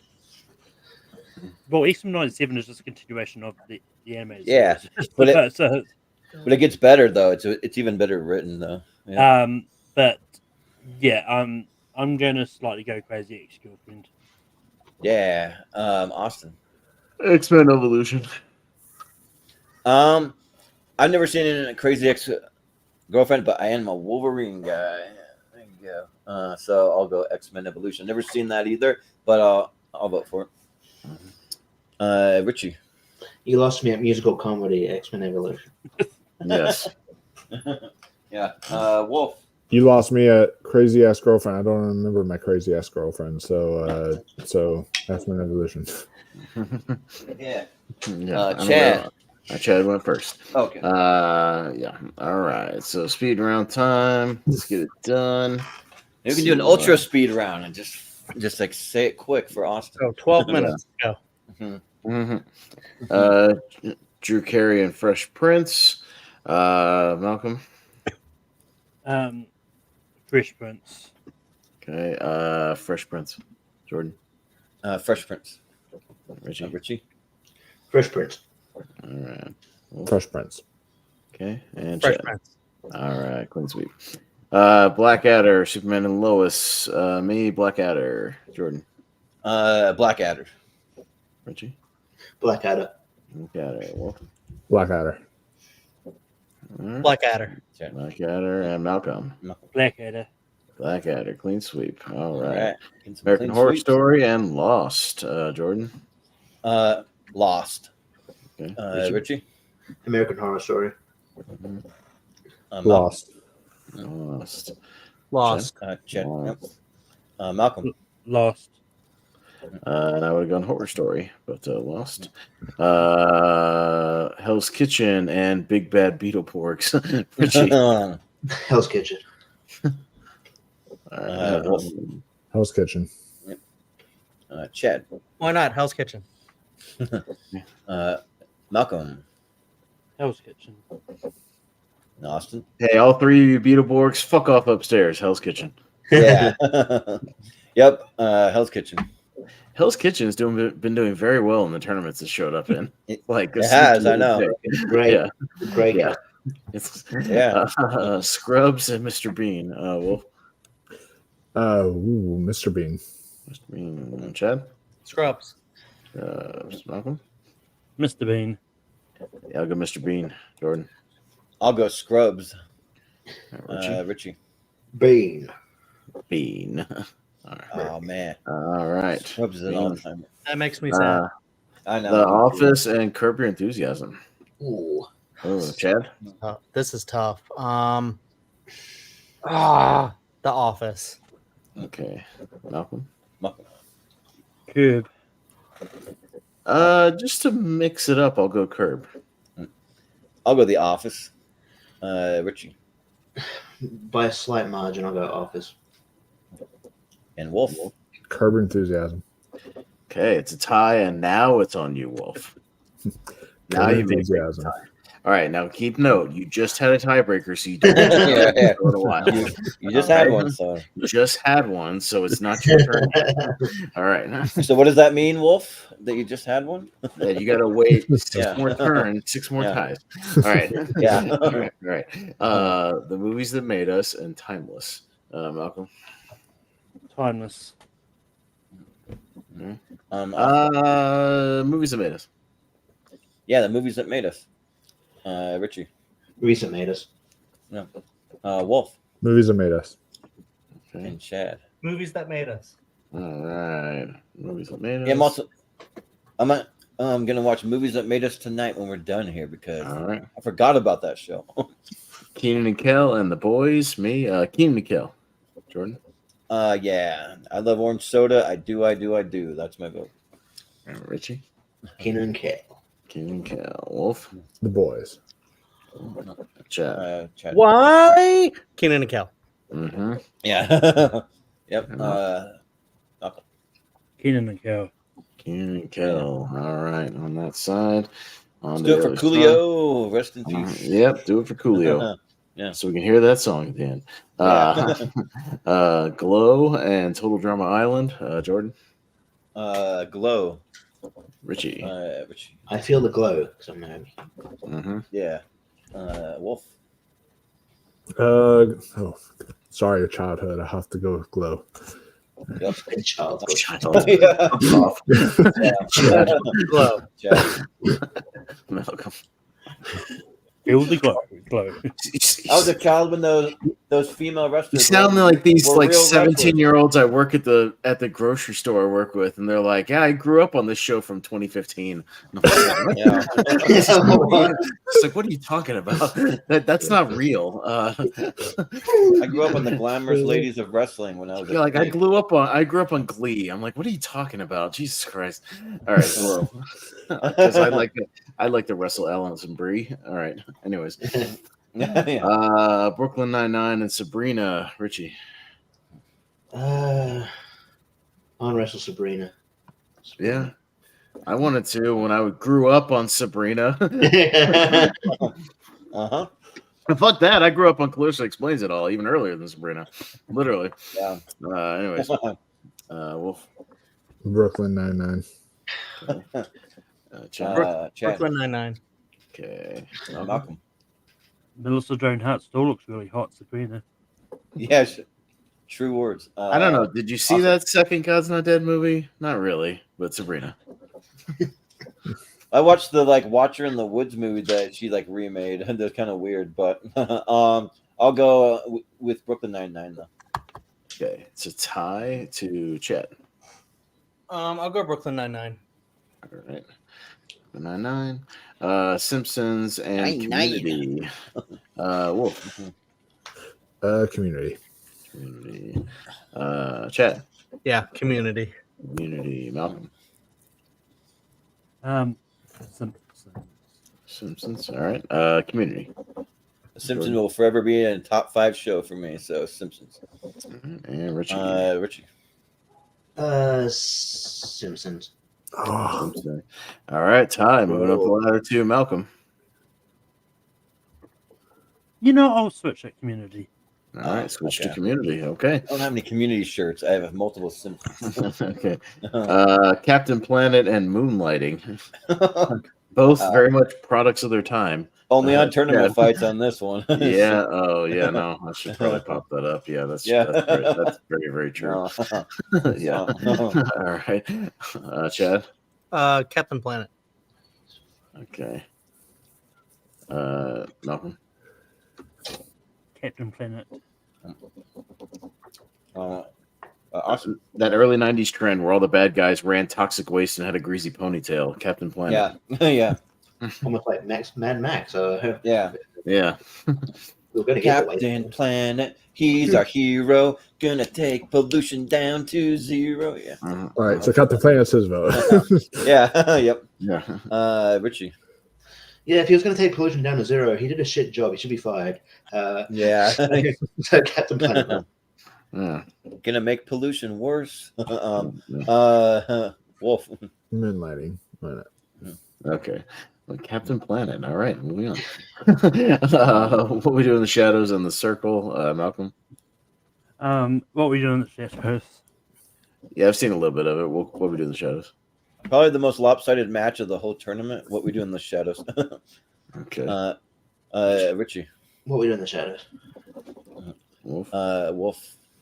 What we do in shadows and Justice for Full House. So, Yeah. Jesus Christ. Fucking Full House. Come on. Chad. What we do in the shadows? No. Like what you like. It's whatever. It's fine. No. Parks and Rec and Pokemon. Parks and Rec, Jordan. Yeah. If I voted Pokemon here, I'd have to shoot myself. So I'll go Parks and Rec. I wouldn't go that Richie. far. Just voting for a match. Yeah. I think All there's better reasons to do that. I'd have to like pull my hair out then. Oh my God! I got to vote on this. Come on, baby. I just want out. John. Anyways, Richie. Yeah, I just like the fact that you're in charge of your own decision, and you would shoot yourself even if you voted for it. Anyway, that's weird. Parks and Rec, yes. Yeah. Parks and Yeah, Rec. about Pokemon. Oh, hold on. We skipped all around. Wolf, what? I said Parks and Rec. Parks and Rec, Chad. Parks and Rec. Okay, Malcolm. Pokemon. Pokemon. Okay, there you go. That's fine. Malcolm's not gonna shoot himself if he has to watch Pokemon. That'd be absurd. No. All right. House and How I Met Your Mother. Jordan. Oh shoot, this one's tough for me. I gotta go How I Met Your Mother. Richie. House. Wolf. House. Chad. House. And Malcolm. How I Met Your Mother. And Austin. One of the few atheist characters on television. House. I like it. Yeah, it's true. Openly makes fun of religious people right in the office. It's awesome. Yeah. WandaVision and X-Men Evolution. Richie. Just because I've seen another WandaVision. WandaVision. Wolf. Yeah, I'll go WandaVision. Okay. WandaVision. Chad. Okay. Malcolm. I didn't notice that till now. With all the colors on that WandaVision Ultimate Post, it kind of looks like Cody Rhodes colors in a way. But I'm gonna go WandaVision. Yeah. Okay. X-Men. Jordan. Yeah, I'll have to tell you guys off air the stories of me taking Austin to all the Mormon sites in Utah, and he's just laughing like the whole time, laughing at I'll everything. tell you a story about going through the Mormon History Museum and just having to not giggle too loud in front of the people that are like watching all the exhibits. Anyways, all right. Yeah, but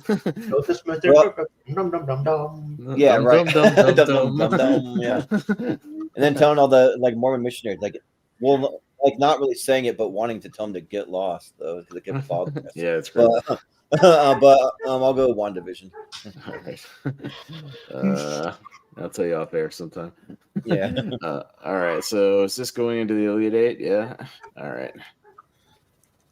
All right. Elite Eight. So, all right. You want me to write it down, or do you got it? You might need to write it down. Yeah, if you want to remember to post it. Yeah, I'm been very bad lately about doing that. Fresh Prince and Blackadder. Wolf. Blackadder.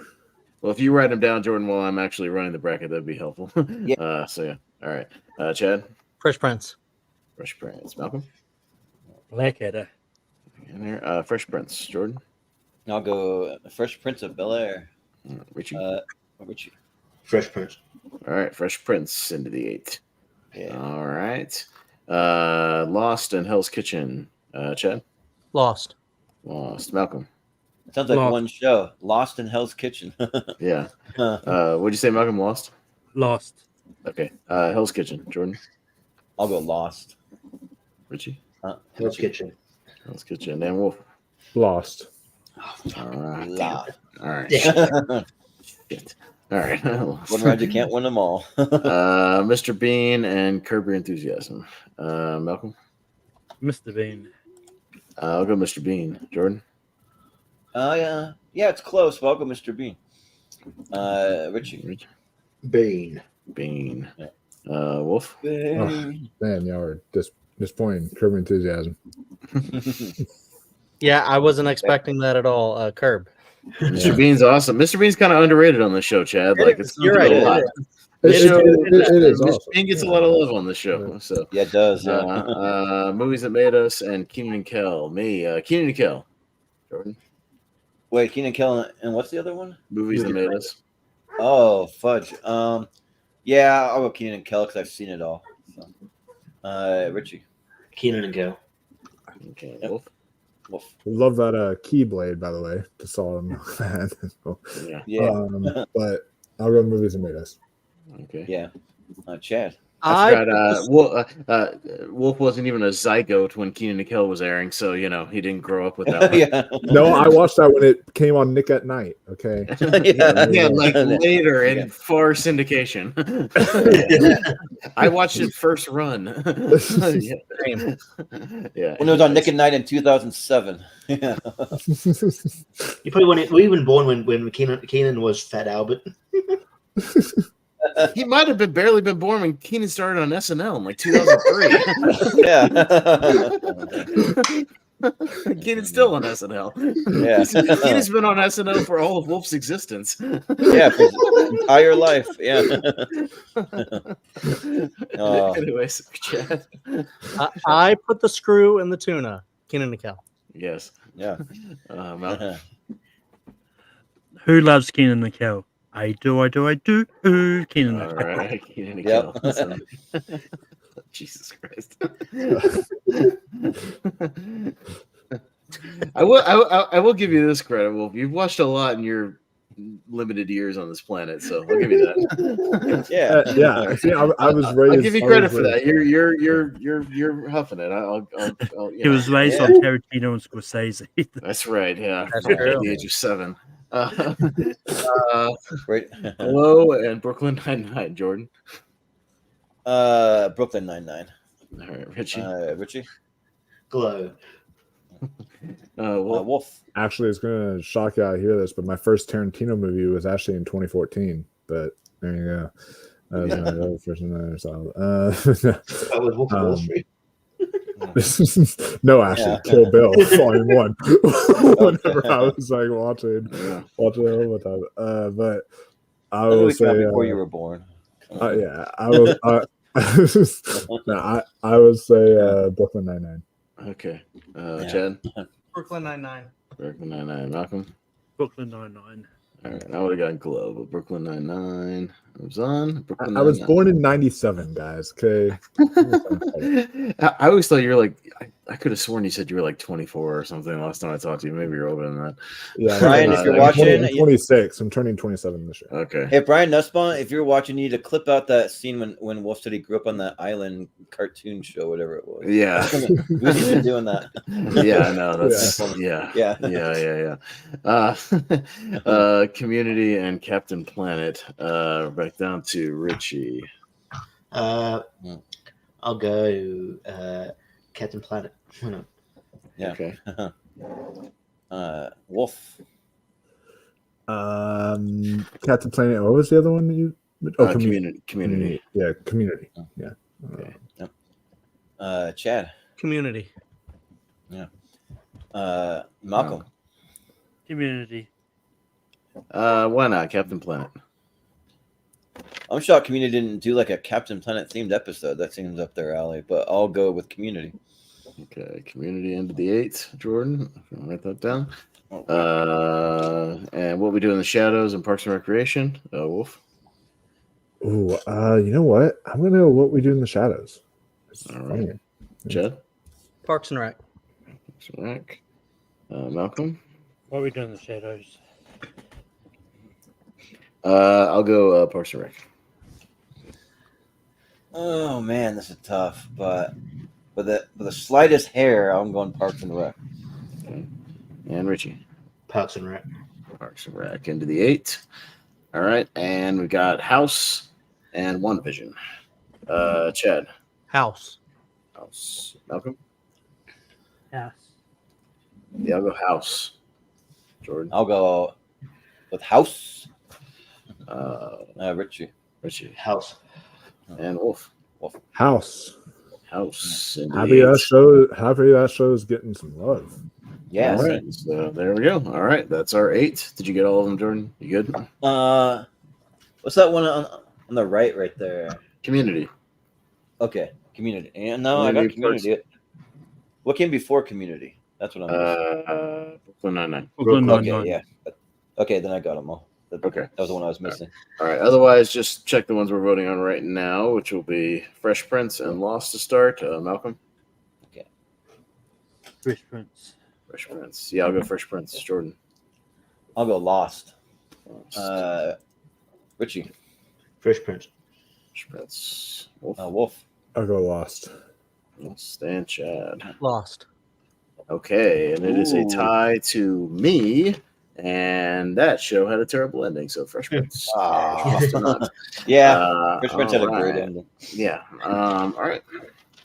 They said goodbye to the house. Mr. Bean and Keenan and Kel. Me, Keenan and Kel. Yeah, I'll go Keenan and Kel. Richie? Richie. Just because of that added, reward at the end of the rainbow about, playing the theme song, I will go Keenan and Kel. Okay. What about the Mr. Bean theme song that nobody remembers? Yeah, it's just him falling and then that little spotlight thing. That's all it was. Yeah. It's kind of boring. It's not quite a banger. No. Wolf. Mr. Bean. That's what I want to say. Okay. Okay. Chad. I'd be excited for the reward, but my heart still speaks Keenan and Kel either way. Okay. Yep. Malcolm. Mr. Bean. Mr. Bean. Oh, so it's right there. But Keenan and Kel still got 4-2. All right. Moving on. We got Brooklyn Nine-Nine and Community. Jordan. Community. Richie. Community. Wolf. Wolfman. Community. Chad. Chad. Community.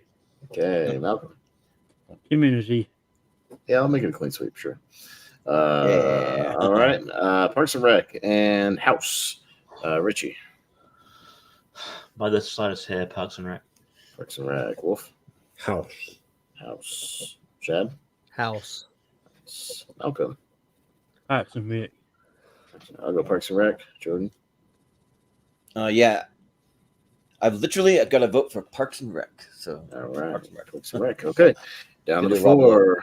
On the left side. Hey, two kind of black sitcoms. Excellent. Cool. Nice. Fresh Prince and Keenan and Kel. All right. Wolf. I will go Fresh Prince. Okay. Chad. Keenan and Kel. All right. Malcolm. Fresh Prince laps. Fresh Prince. Yep. Awesome. Keenan and Kel.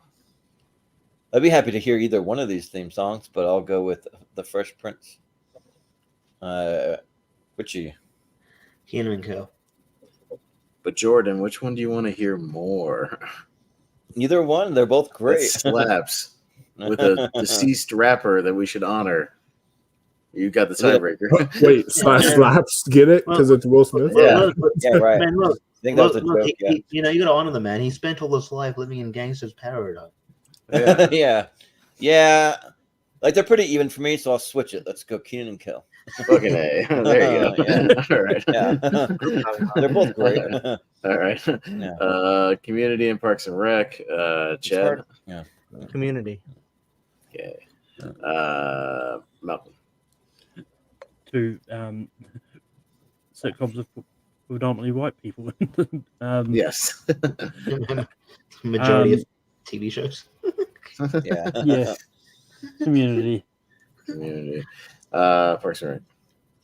Man, this was like a great must-see Thursday right here with like Parks and Rec followed by Community. You have The Office first, like those three. But I'll go with Parks and Rec slightly. Okay.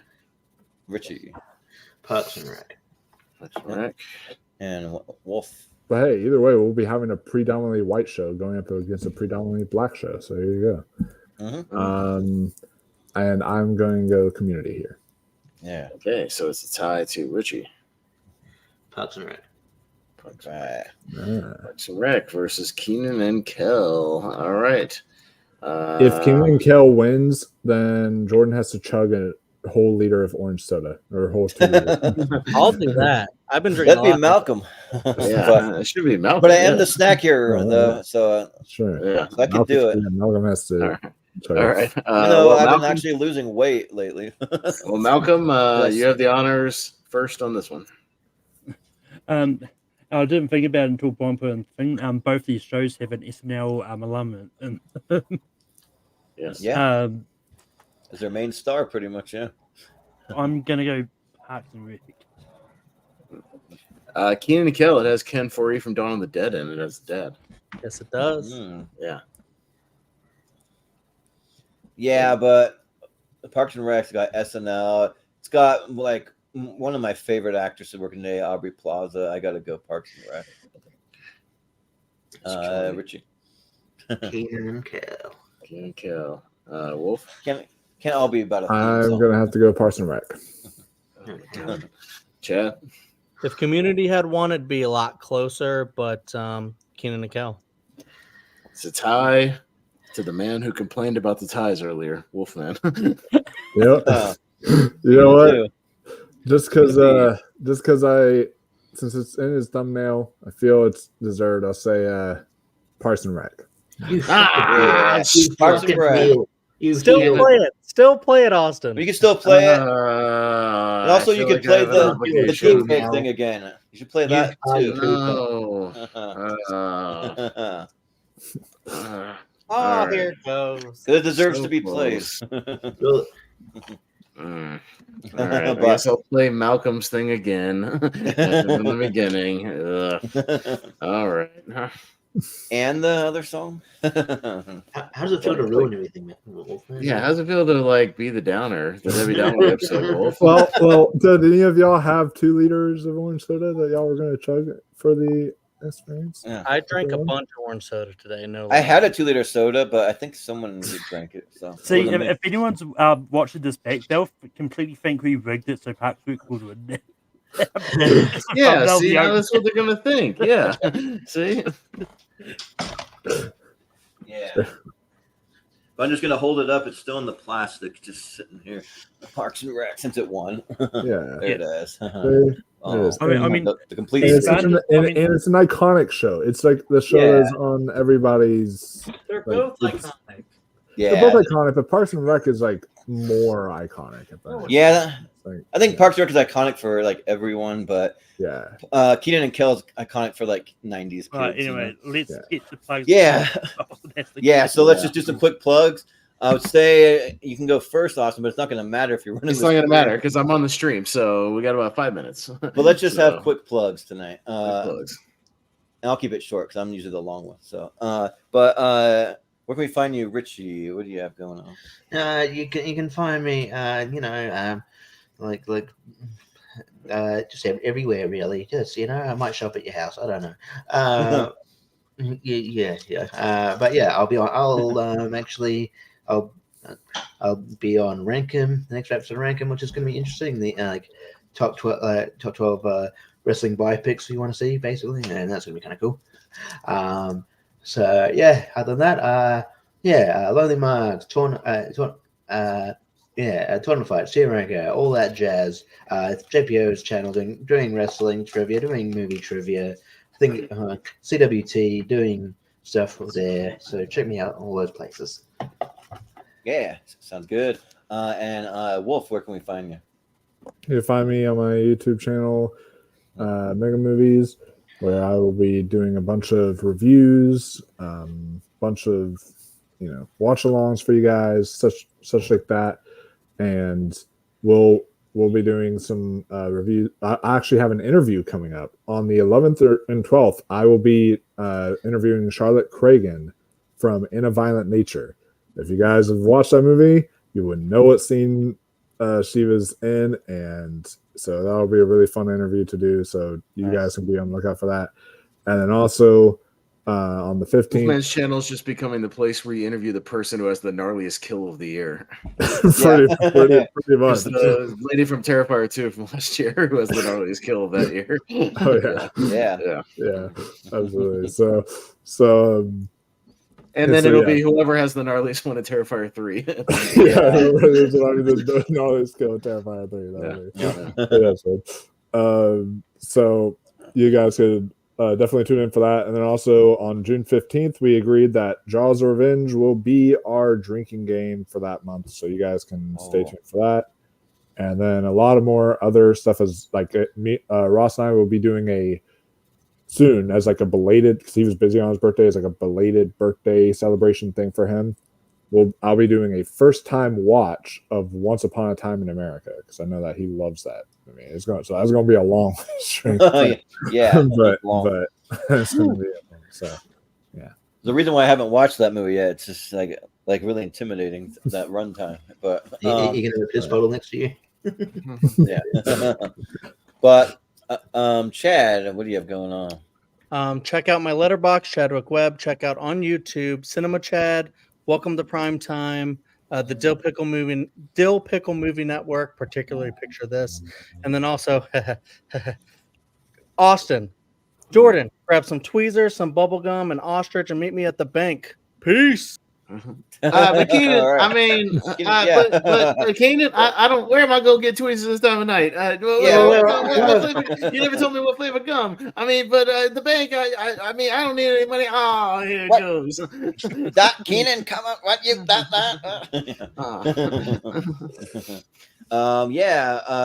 Malcolm. By the way, Jordan, real episode? quick, have it ready for right before we go off the air. Pull up the wheel of movies for me and Richie. We're gonna spin it. Oh, that'd be good. Just for next week. For next, we'll do it. We'll do it like we did last week. We'll do it before, not this week, maybe next week, Richie, before Lonely Marks again. That'd be a good time. Same thing. But go ahead. Yeah. Malcolm, you can go watch however many episodes of Parks and Rec you want. We'll let you choose. But what do you have going on? Funny enough, after I was finishing my rewatch of Friends, I was planning on going to do Parks and Rec. Well, sounds good. But anyway, you can find me on Tape Productions as a host. Rankin we're going to be on Saturday this week. Just because I believe John Maher's Halloween free for all things happening. Oh, the free for all, yeah, it's on Sunday. Yeah, which I think I'll pop up in there too. But you can also find me popping up on tournament fights. I'm going to be on the tier ranker this week, as well as running the Black Hit Sport. I believe next week is the return of the ladder series as well. So yeah, I'll be So but. Cool. Austin. I'll be in the horror free for all on Sunday. Why We Love Horror. I'll be on Ryan Permis's Anna Quote channel this Saturday doing a 30th anniversary watch along of Speed. That movie's 30 years old. That's crazy. I grew up with that movie. Wolfman didn't. All right. Anyways. I saw it at a young age. Anyways. He was mine at 3 years old. And then, whatever we spin here on Wheel of Movies, pending a possible mulligan as well. It just depends on what it gets spun. But me and Richie will do that next week before Lonely Mark. Yeah. Anyways. Well, I mean, if you guys decide to mulligan, I'm still letting whoever had it, if they want to do a little short review or whatever. That's fine. That's fine. I again, our only thing is we have to do an hour-long show about whatever it is. It just needs to have some meaty content. That's all we need. It doesn't have to be a favorite movie of mine. About Time was not one of my favorites. I'm happy to do it. Yeah, right. It just needs to be something I can talk about. Well, I'll just say that you can find us at all the social medias that are down below in the description. Just look in the description. We have all of them there. The only one I'm going to shout out in the interest of time is the Movie Hero Network on Facebook. That's the main place you can find us. And I'll have the poll up probably tomorrow of Malcolm's Elite 8 favorite TV shows, and then if you have anything you want to post, you can post your heart's content over there, as long as it's like a project you're working on, or it's movie theme, TV theme, pop culture theme. We like to have fun discussions over there, and can I post my OnlyFans? If it's something to do with movies, sure. As long as you're wearing a movie T-shirt and nothing else, Richie. Right. Yeah. No, then that's fine. But and then let's see. We just did some seen and heard music trivia. That was a lot of fun. That I posted links on the Movie Hero Network group and on my personal Facebook group, and that episode's free, but we had to just put it over on the Patreon because of copyright issues. That first episode will always be free, and then going forward, we're going to be doing a music trivia once a month on the channel, and it'll just cost $1 to watch it for the first couple of days, and then it'll move to the $5 tier. But it doesn't cost anything to play if you would like to play and just listen to some great music. It doesn't matter if you know that much about music. just come and just listen to the music. It's just fun, you know. So and then our next trivia match will be the certified fresh match. So all movies that are 90% and above on Rotten Tomatoes. So I'm going to be reaching out to some people actually pretty soon about that because I want to get that one going. So just let me know if you'd like to compete. I got a couple spots left, and then we'll get back to some tournament stuff. We got a slow burn tournament going all throughout the year, and then just what we have coming into the very quick, just immediate future for tournament fights and tier ranker. We already mentioned the TV tier ranker on Friday, which will be best TV shows of 2018 and 2019. We're just breaking it up a little bit because there's so many TV shows out there right now. And then, the latter series will be back in effect. So it'll be best movies of 2003 the following week. So we'll have that. And then we'll be getting into a mystery tournament where we spin the wheel 64 times, and it'll be the first 64 movies to pop up on the wheel out of all of our favorite movies. And then we'll be getting to, speaking of The Fresh Prince, which did pretty well in our tournament, we'll be doing Will Smith versus Eddie Murphy movies. So that's coming up too. And I'll just shout it up because he was here. We do have Chadwick Webb's top 64 favorite movies coming up on June 28th. So that'll kind of round out the month. So that'll do it. And then if we want to do just a quick wheel of movies, I have the wheel of movies pulled up here. So it's going to be for our show wheel of movies that they'll probably do it maybe Wednesday or Thursday. Though we said we'll do the same thing we did last time. It seemed to work out. Me and Richie we'll do it not this week, but because we just did one last week, but next week before Lonely Marks about 8:30 Eastern, something like that. Yeah, okay. So, that sounds good. Yeah, so we're just spinning it. We're just spinning it now, so we have plenty of time to watch it. Yeah, so you can see the wheel there. It's on the blob of wheel. Tons and tons. Yeah, the blob of the wheel. It has 1,770 movies still there. So Jesus Christ. It's a lot. All right. Yeah, we'll get to all those eventually, Richie. We'll get to them over the course of the next 18 years. All right. Yeah, right. All right. But let's see what the next one is. We're gonna spin it.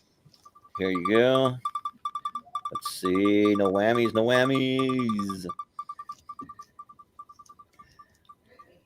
Simon says. Simon says. Do you want to? Simon says. Yeah. So somebody has it on there because that has to be an alternate. That has to be. Yeah. We did get to pick some alternates, and some people decided to troll us. That's the